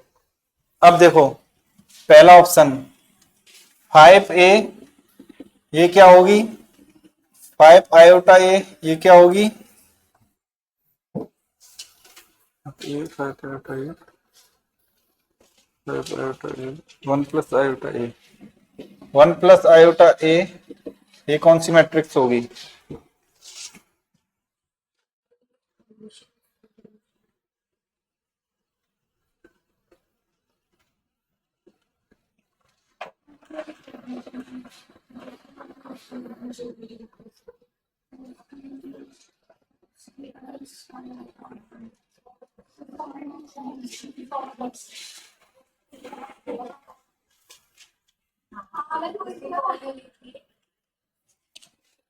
बताओ, पहली हर्मिशन, इसकी हर्मिशन,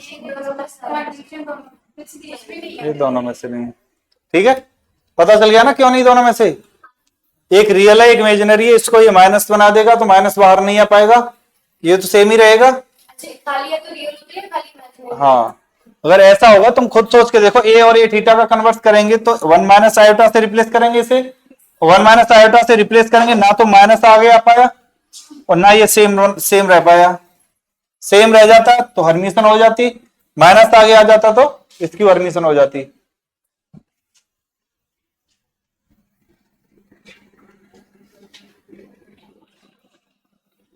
तो इसका मतलब सीख गए आप।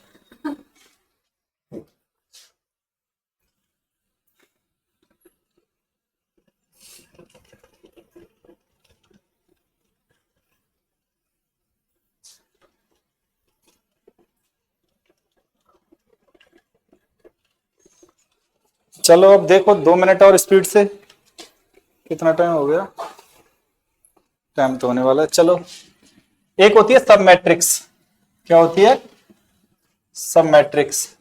देखो सिंपल सी बात यह है, किसी बड़ी मैट्रिक्स से कोई छोटी मैट्रिक्स बना देना, छोटी वाली को हम क्या बोलेंगे, सब मैट्रिक्स। जैसे हमारे पास ये है 1 2 3 4 5 6, ठीक है, ये वाली मैट्रिक्स है, कितने की है ये, 2/3। तो हम इसमें से ऐसा किया 1 4 और 2 5, ये कोई मैट्रिक्स बना ली एक, ठीक है, तो ये क्या हो जाएगी आपकी सब मैट्रिक्स, ठीक है। अगर हमने इसमें से 2 5 3 6 बना लिया, ये क्या बन जाएगी, सब मैट्रिक्स। अगर इसमें से हमने सिर्फ ये ले लिया तो ये क्या बन जाएगी, सब मैट्रिक्स, ठीक है ना। अगर इसमें से हमने ये ले लिया तो ये क्या बन जाएगी, सब मैट्रिक्स। बात समझ आ गई ना, सब मैट्रिक्स क्या होती है,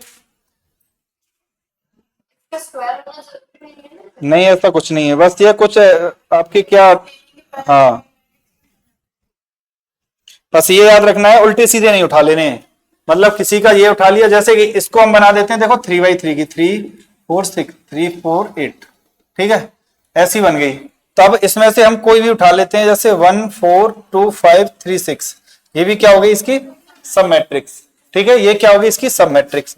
A7 हम कुछ भी उठा लेते हैं, जैसे 1 3 2 4 3 8, ये भी क्या होगी इसकी सब मैट्रिक्स। अगर हमने ये कहा आपसे कि 8 उठा के 1 3 2 5 3 6, तो ये गलत है, ये सब मैट्रिक्स नहीं, हाँ नहीं नहीं होगी, सेम कंडीशन में रहेगी, सेम रो हटाएंगे सेम कॉलम हटाएंगे, उसी हिसाब से हटाएंगे। ऐसे नहीं कोई कहीं से उठा लिया, जैसे हमने 1 3 लिया 2 5 ले लिया, ये गलत कर दिया, 2 क्या आता 4 आता तो सही था। हाँ मैं समझ गया, नीचे से शुरू करके ऊपर ले नहीं ले जाएंगे, हाँ अगर ले जाओगे तो नेगेटिव में इंटरचेंज हो जाएगी रो, हाँ सीधे सेम सिचुएशन में कंडीशन में बननी चाहिए वो।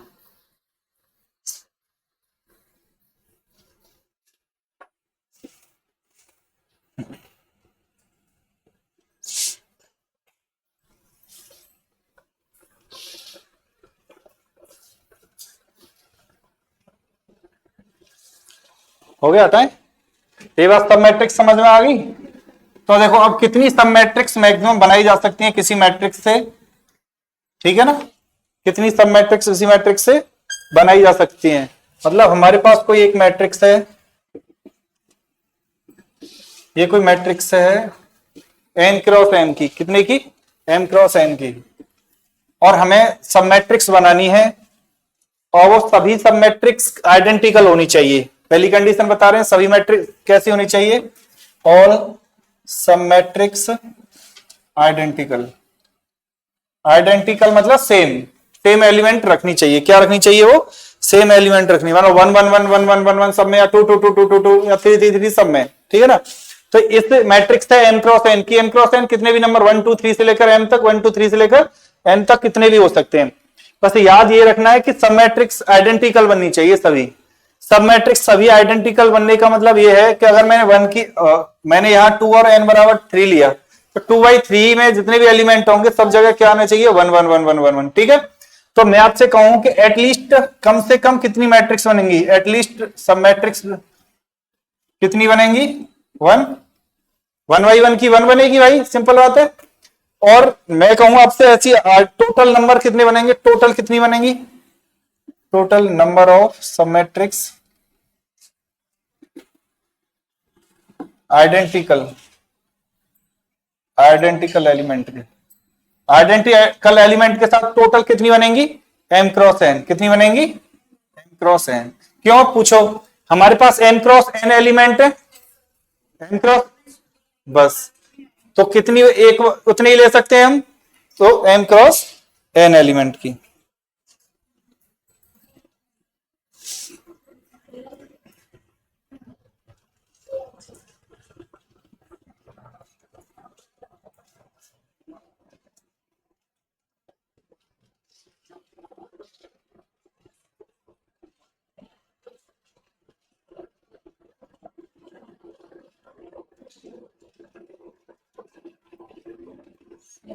ठीक है, अब यहां ये एक पॉइंट ये हो गया, इसमें दूसरा पॉइंट इतना सा है, बस दूसरा पॉइंट इसमें इतना सा है, ये तो आइडेंटिकल की बात कर रहा है, अब वो हम बात करें डिस्टिंक्ट की, ठीक है ना। तो टोटल नंबर ऑफ सब मैट्रिक्स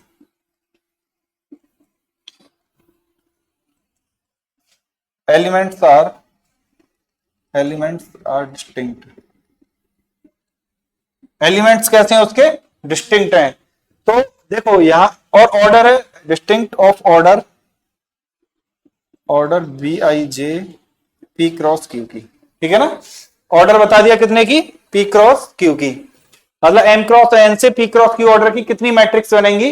तो वो देखो हमारे पास m है रो इसकी और इसके पास p कॉलम है, तो हम करेंगे MCP, कितना करेंगे, MCP, m में से p उठाएंगे, याद हो तो कॉम्बिनेशन में जो सेलेक्ट करते हैं, तो सेलेक्ट कर रहे हैं बस MCP इंटू NCQ। अब ये बात पता होनी चाहिए आपको, अगर NCR की वैल्यू क्या होती है, n factorial upon r factorial n minus r factorial. आता नहीं है, बस लिखवा रहे हैं ऐसे फ्लो में, ठीक है, मतलब इतना बड़ा आता नहीं है, हाँ ये पता होना चाहिए बस, ठीक है। ये तो हो गए सब matrix order p cross q order के मिनिमम, कम से कम इतनी बनेंगी, ठीक है ना। और कोई पूछा टोटल कितने बनेंगे, टोटल मैक्सिमम कितने बन सकते हैं सब मैट्रिक्स इस ऑर्डर के, इस ऑर्डर में किसी भी ऑर्डर के। ये तो कितने ऑर्डर का, p क्रॉस q ऑर्डर का, p क्रॉस q ऑर्डर का, मतलब वो कह रहा है कि टोटल मैक्सिमम कितने सब मैट्रिक्स बनेंगे, तो बनेंगे 2 की पावर n-1 और 2 की पावर m-1। इसे आप सीखोगे कॉम्बिनेशन में, क्योंकि हम सिग्मा 1 से लेकर m तक ले जाएंगे MCP को, और सिग्मा q बराबर 1 से लेकर n तक ले जाएंगे NCQ को। तो 1 से लेकर m तक की वैल्यू आती है 2 की पावर n, ऐसे इसमें आती है 2 की पावर m।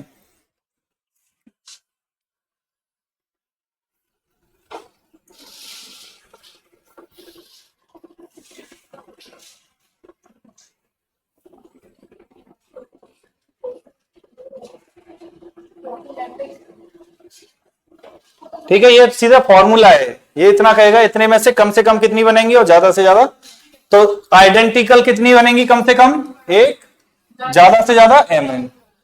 और टोटल सब मैट्रिक्स कितनी बनेंगी, डिस्टिंक्ट एलिमेंट वाली, कम से कम एमसीपी इंटू एमसीक्यू, और टोटल कितनी बनेंगी 2n-1 मैक्सिमम, तो मिनिमम ये मैक्सिमम ये। तो ये तो बात हुई आपकी सब मैट्रिक्स की। एक होती है प्रिंसिपल सब मैट्रिक्स, एक कौन सी होती है प्रिंसिपल सब मैट्रिक्स। अब देखो प्रिंसिपल सब मैट्रिक्स में ये फर्क है बस, कोई सब मैट्रिक्स हो जिसका डायगोनल जो मैट्रिक्स है उसके इक्वल हो, मतलब डायगोनल एलिमेंट ऑफ सब मैट्रिक्स, सब मैट्रिक्स के diagonal element will be diagonal element of main matrix. बात समझ आ गई होगी। अगर हम जो सब मैट्रिक्स बना रहे हैं उसके डायगोनल किससे मैच कर रहे हैं, जो इस मैट्रिक्स से हम बना रहे हैं, तो वो से हम क्या कहेंगे बनने वाली मैट्रिक्स को,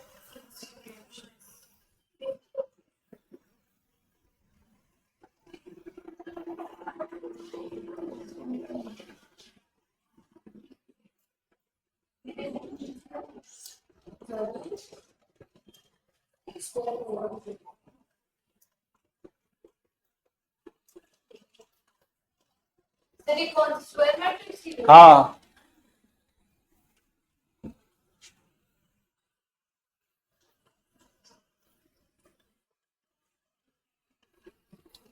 भाई स्क्वायर सब मैट्रिक्स कोई बनाएंगे तो उसके डायगोनल उसी के डायगोनल के इक्वल हो तो उसे हम कहेंगे कौन सी डायगोनल। अब देखो इसी में अगर आप यहां देखो खुद समझ के देखो, ये तो सेम ही रहेगी आइडेंटिकल वाली, तो अगर ये ऑल प्रिंसिपल सब मैट्रिक्स की अगर आइडेंटिकल की तो 1 तो रहेगी, 1 क्रॉस 1 इक्वल 1 होगा। ये टोटल नंबर ऑफ प्रिंसिपल सब मैट्रिक्स आइडेंटिकल एलिमेंट में n क्रॉस n, मतलब सिर्फ n डायगोनल चेंज हो रहा है, सिर्फ कितना हो जाएगा ये n। इसमें ये कह रहा है कि आपके एलिमेंट्स डिस्टिंक्ट ऑर्डर में होने चाहिए, तो डिस्टिंक्ट ऑर्डर में कितने, कम से कम वही n, डिस्टिंक्ट ऑर्डर में ये सब हट जाए, कितना आ जाएगा सिर्फ n, और ये इतना रह जाएगा बस 2 की पावर n-1। ये प्रिंसिपल है, ये प्रिंसिपल है, लिख दो प्रिंसिपल के लिए और लिख दो बस, खत्म। हाँ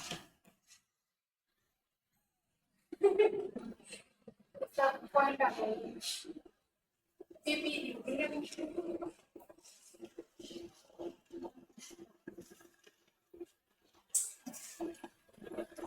ठीक है।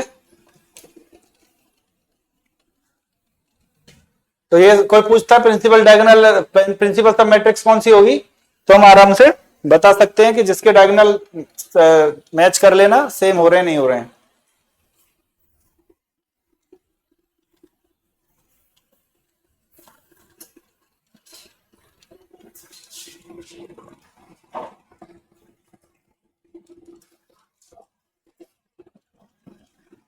अब देखो डिटर्मिनेंट, देखो उम्मीद करते हैं आपने डिटर्मिनेंट पढ़ा होगा।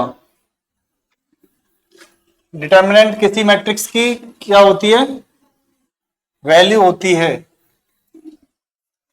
ठीक, मॉडुलस वैल्यू होती है किसी मैट्रिक्स की। मॉडुलस का मतलब मॉडुलस की तरह काम करती है, एक एग्जैक्ट वैल्यू मैट्रिक्स की देता है डिटर्मिनेंट। ऐसे ही एक माइनर होता है जो सब मैट्रिक्स की वैल्यू देता है, उसे माइनर बोलते हैं, और जो मैट्रिक्स की वैल्यू देता है उसे डिटर्मिनेंट बोलते हैं। तो हम ज्यादा तो डिटर्मिनेंट में आपको कुछ नहीं बताएंगे, क्योंकि उम्मीद करते हैं डिटर्मिनेंट आपने पढ़ा होगा पहले। हाँ, बट इसमें कुछ चीजें नहीं कराई होंगी, वो हम थोड़ा सा आगे बता देते हैं।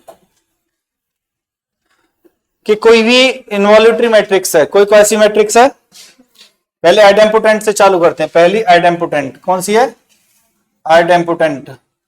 आइडेम्पोटेंट मैट्रिक्स के लिए 100% श्योरिटी क्या है आपकी, ए स्क्वायर क्या होना चाहिए, ए स्क्वायर क्या होना चाहिए, ए। जब ए स्क्वायर ए है तो इसका डिटर्मिनेंट हमेशा क्या होना चाहिए, निकाल के देख ले, ए स्क्वायर माइनस ए इक्वल 0, ए कॉमन ले लिया, ए माइनस आई, तो ए बराबर 0 हो गया, और ए बराबर क्या हो गया, तो ए का ये 0 हो गया, या ए क्या हो गया, ये आई हो गया। तो आइडेम्पोटेंट मैट्रिक्स के लिए इसका जो डिटर्मिनेंट होगा वो क्या होगा, 0 या 1। याद रखना, अगर आपको पता चल जाए कि ये आइडेम्पोटेंट मैट्रिक्स है तो डिटरमिनेंट निकालने की जरूरत नहीं है, या तो वो 0 होगा या क्या होगा, वो 1 होगा। जैसे क्वेश्चन देखो, एस दिया हुआ है उसने ए स्क्वायर इक्वल में ए स्क्वायर इक्वल में क्या दिया हुआ है, ए, एंड ए की वैल्यू दी है उसने 1 0 0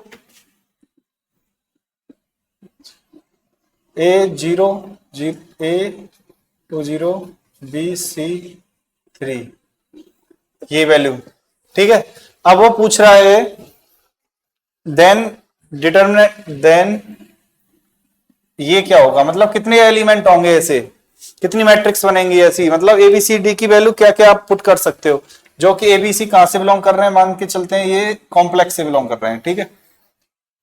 तो इसका डिटरमिनेंट मतलब इसके एस में कितने एलिमेंट होंगे, तो यहां से आपको क्या पता चला पहले ही बताना, आइडेम्पोटेंट, और आइडेम्पोटेंट क्या बोलता है, डिटरमिनेंट क्या होना चाहिए, 0 या 1, और ये कैसी मैट्रिक्स है कैसी मैट्रिक्स है,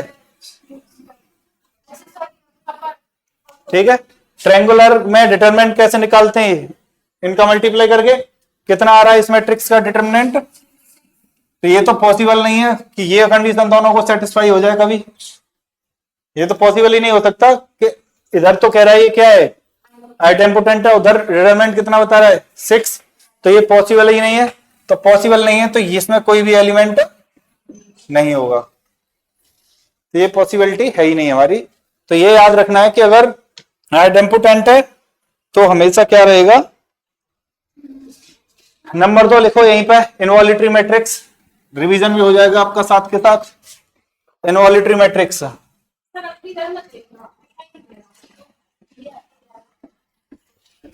ये क्या बोलती है, ए स्क्वायर बराबर आई, ठीक है। अब ए स्क्वायर बराबर आई का मतलब समझ गए होंगे, ए बराबर प्लस माइनस 1, ठीक है। तो इसका जो डिटरमिनेंट क्या होना चाहिए, या तो 1 या -1, या तो 1 होना चाहिए, ये क्या होना चाहिए माइनस का 1, ठीक है। एक आती है nilpotent matrix, third number nilpotent, इसका डिटरमिनेंट कितना होता है 0, ठीक है ना, निलपोटेंट का डिटरमिनेंट 0। ऑर्थोगोनल का तो बता दिया था, और लिख लो चाहो तो चौथे नंबर पर determinant orthogonal matrix, orthogonal matrix का डिटरमिनेंट कितना होता है 1 और -1।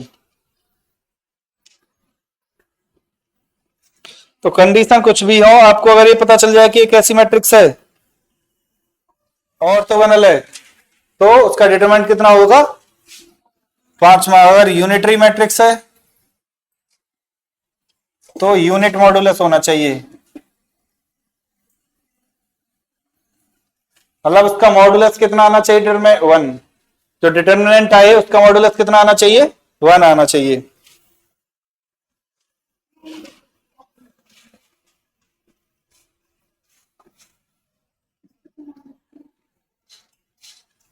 ठीक है। अगला हटाए से, बोलो, हो गया, रह गया, हो गया, क्या था ये, कौन सा वाला था इनवॉल्यूटरी, इसका डिटरमिनेंट 1 और -1, सिमेट्रिक मैट्रिक्स, सिमेट्रिक मैट्रिक्स का कितना होना चाहिए determinant, can be any number, ठीक है, इसका डिटरमिनेंट एनी नंबर, ठीक है। और एक बहुत ही इंपॉर्टेंट ये है, इसको याद रखना, सीधा पूछा गया है सीधा, नेक्स्ट पॉइंट सीधा पूछा गया है, ऑर्थोगोनल मैट्रिक्स है 1 और -1,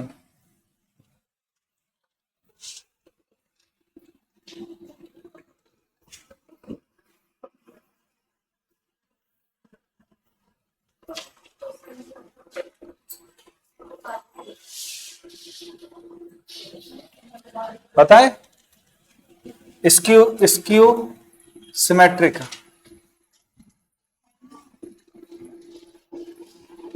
स्क्यू सिमेट्रिक्स कोई मैट्रिक्स है, उसका अगर मैट्रिक्स ऑड ऑर्डर की है, कितने ऑर्डर की है?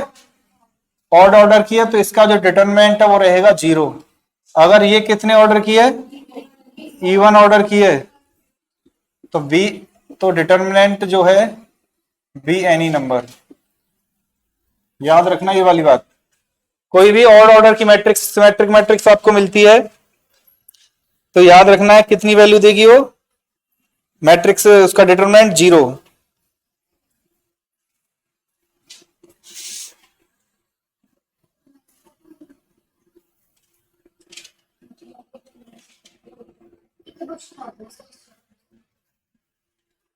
ठीक है, सेम यही बात किस में लिख दें? हर्मिशन में, हर्मिशन मैट्रिक्स। ये कह रही है कि इसका जो डिटरमिनेंट होगा बी एनी रियल नंबर, या एनी नंबर बोल दो उसे। अब यहां इसमें लिखोगे तो इसकी हर्मिशन में वही सेम कंडीशन, इसकी हर्मिशन, इसकी हर्मिशन में ऑड ऑर्डर है, ऑड ऑर्डर है, तो इसका जो डिटरमिनेंट है वो होगा 0 या प्योरली इमेजनरी। अगर ये क्या है, इवन ऑर्डर है, तो इसका जो डिटरमिनेंट बी एनी नंबर।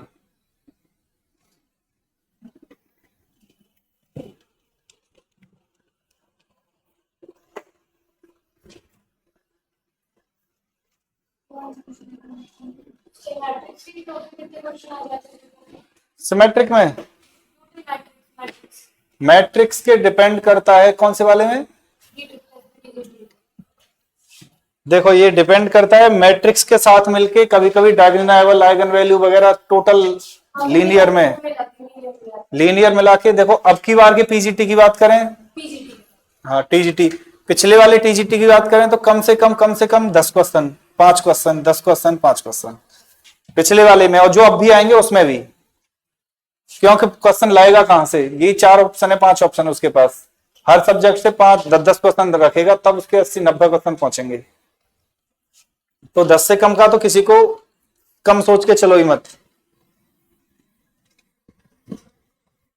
और पिछली बार तो सीधे सीधे ही रखे थे बस। इसका सिमेट्रिक का ये क्या होगा करा देंगे, मन हो तो अभी 2-4 क्वेश्चन इसके लास्ट ईयर वाले। अब आप सीधा आंसर दोगे, देखना अब करा देते हैं। चलो आपको भी थोड़ी सी खुशी मिले कि हाँ कुछ पीछे वाला का है।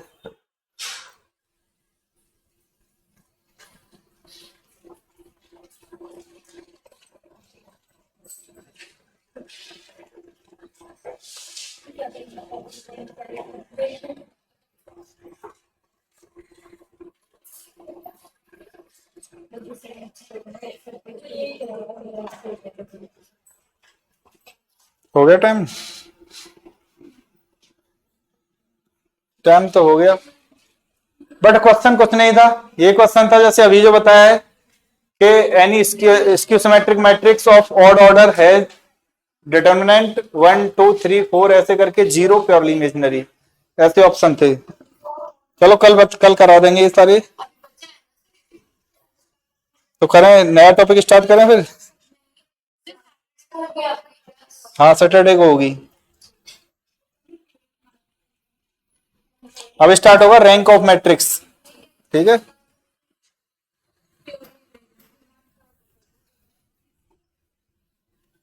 हाँ, ऑर्थोगोनल मैट्रिक्स क्या होती है, एक बात और लिख लो, कई जगह यूज हो सकती है आपके।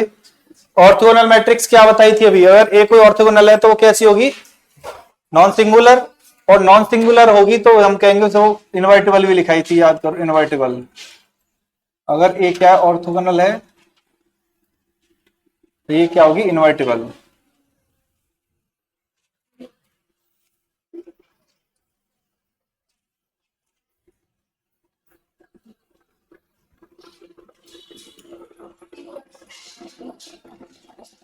ठीक है, और वही ऑर्थोगोनल में है, और इनवर्टिबल में वही सिर्फ किस में है? ये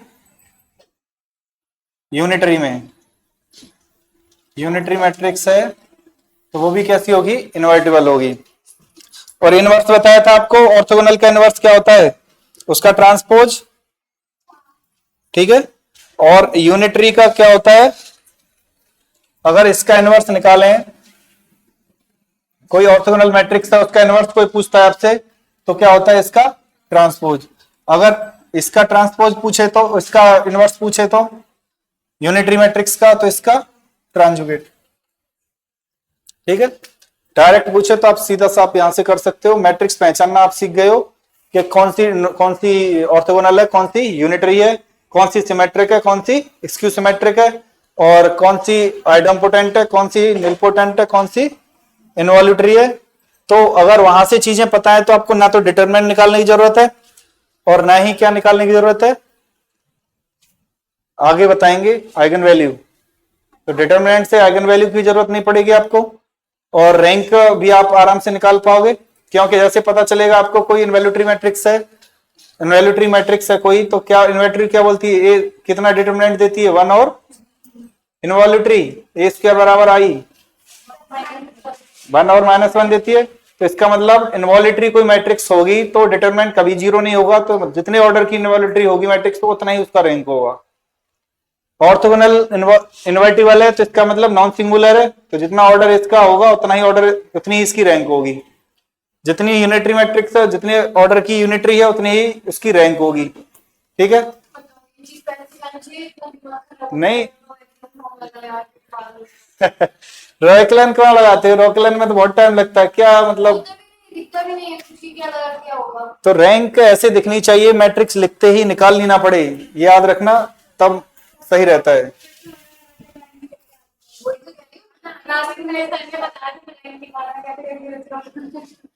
वो खैर ठीक है, फॉर्म आनी चाहिए क्योंकि लास्ट टाइम उस फॉर्म पे एक क्वेश्चन आया था कि यूजिंग रो एक्लन फॉर्म। हाँ, तो रो एक्लन फॉर्म में एक क्वेश्चन आया था लास्ट टाइम, इन रो एक्लन फॉर्म जो आपका एलिमेंट है उस पर कितना बनाते हैं, नेक्स्ट एलिमेंट जैसे बनाते हैं रो एक्लन फॉर्म में। हाँ, तो ये क्वेश्चन था कि 1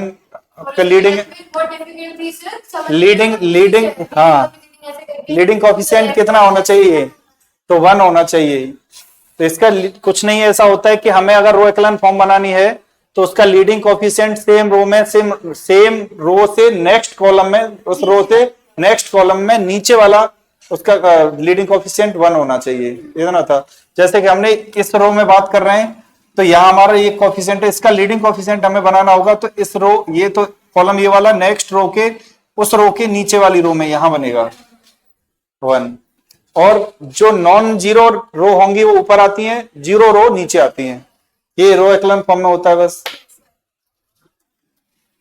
और चलो कल करा मतलब नेक्स्ट क्लास जब भी होगी ये कंप्लीट हो जाएगा आपका। नेक्स्ट क्लास में कोशिश करेंगे आपको रैंक कंप्लीट कराने की, और आपकी रैंक के बाद क्या आती है,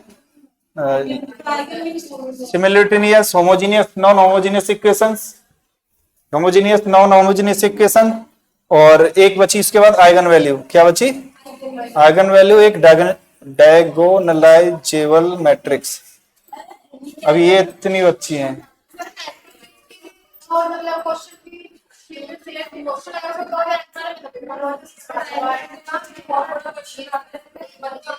हाँ, इसको बताओ डायगोनलाइजेबल है नहीं तो सारा सॉल्व करना पड़ता नहीं डायगोनल, ये डायगोनलाइजेबल है कि नहीं, इसमें ऑल आइगन वैल्यू डिफरेंट होनी चाहिए, इसके सिखाएंगे आपको। है। अब देखो उसमें कई कंडीशन है, आइगन वैल्यू मत निकालो, आइगन वैल्यू के अलावा डिटरमिनेंट निकाल लो, डिटरमिनेंट भी ना निकालो तो उसकी रैंक निकाल लो, कोई भी चीज निकाल लो, आप रैंक निकाल लोगे उसकी तो रैंक और उसके जो एलिमेंट है उसके ट्रेस के वो अलग अलग होने चाहिए। ट्रेस ऐड ट्रेस किया, उसके आइगन वैल्यू का जो डिटरमिनेंट जो उसके आइगन वैल्यू का जो मल्टीप्लीकेशन होगा वो डिटरमिनेंट के बराबर होता है, वहां से निकाल लो आइगन वैल्यू। चलो आपको एक आपका भी क्वेश्चन करा देंगे, 2 क्वेश्चन, ठीक है। एलटी ग्रेड के लिए जो टीजीटी पीजीटी और पीसीएस वाले पीवाईक्यू हैं जो यूथ पब्लिकेशन वाले हैं उसी में तो दिए हैं सारे क्वेश्चंस, उसमें बहुत क्वेश्चंस गलत हैं, ऐसा मत ऑप्शन के साथ ही जाना। हाँ मैं आपको बता रहा हूँ बस, ठीक है, भेज देंगे आपके लिए ये मैट्रिक्स वाले क्वेश्चंस, ठीक है। आप ऐसा करो, यूथ वाली बुक सबके पास होगी, नहीं है, तो ऐसा करो, 2-4 दिन रुक जाओ, ठीक है। तो जो यहाँ जैसे जो क्वेश्चंस जैसे हम अपनी प्रैक्टिस कराया करेंगे ना, तो हमारा एप्लीकेशन है, ठीक है, उस एप्लीकेशन पे प्रैक्टिस सेट के फॉर्म में नीचे मॉक टेस्ट आपके लिए बना देंगे उसमें। तो जैसे आज जैसे अभी मैट्रिक्स चल रहा है, तो मैट्रिक्स के 3 पोर्शन में क्वेश्चन बना देंगे, 50-50, 20-20, 30-30 क्वेश्चन। तो गए वहां लगा लिए एप्लीकेशन पर। इससे ये है कि आपके पेन वेन का ये मतलब प्रिंट ये झंझट नहीं पड़ेगा, एप्लीकेशन खोलो और क्वेश्चन लगा लो, ठीक है।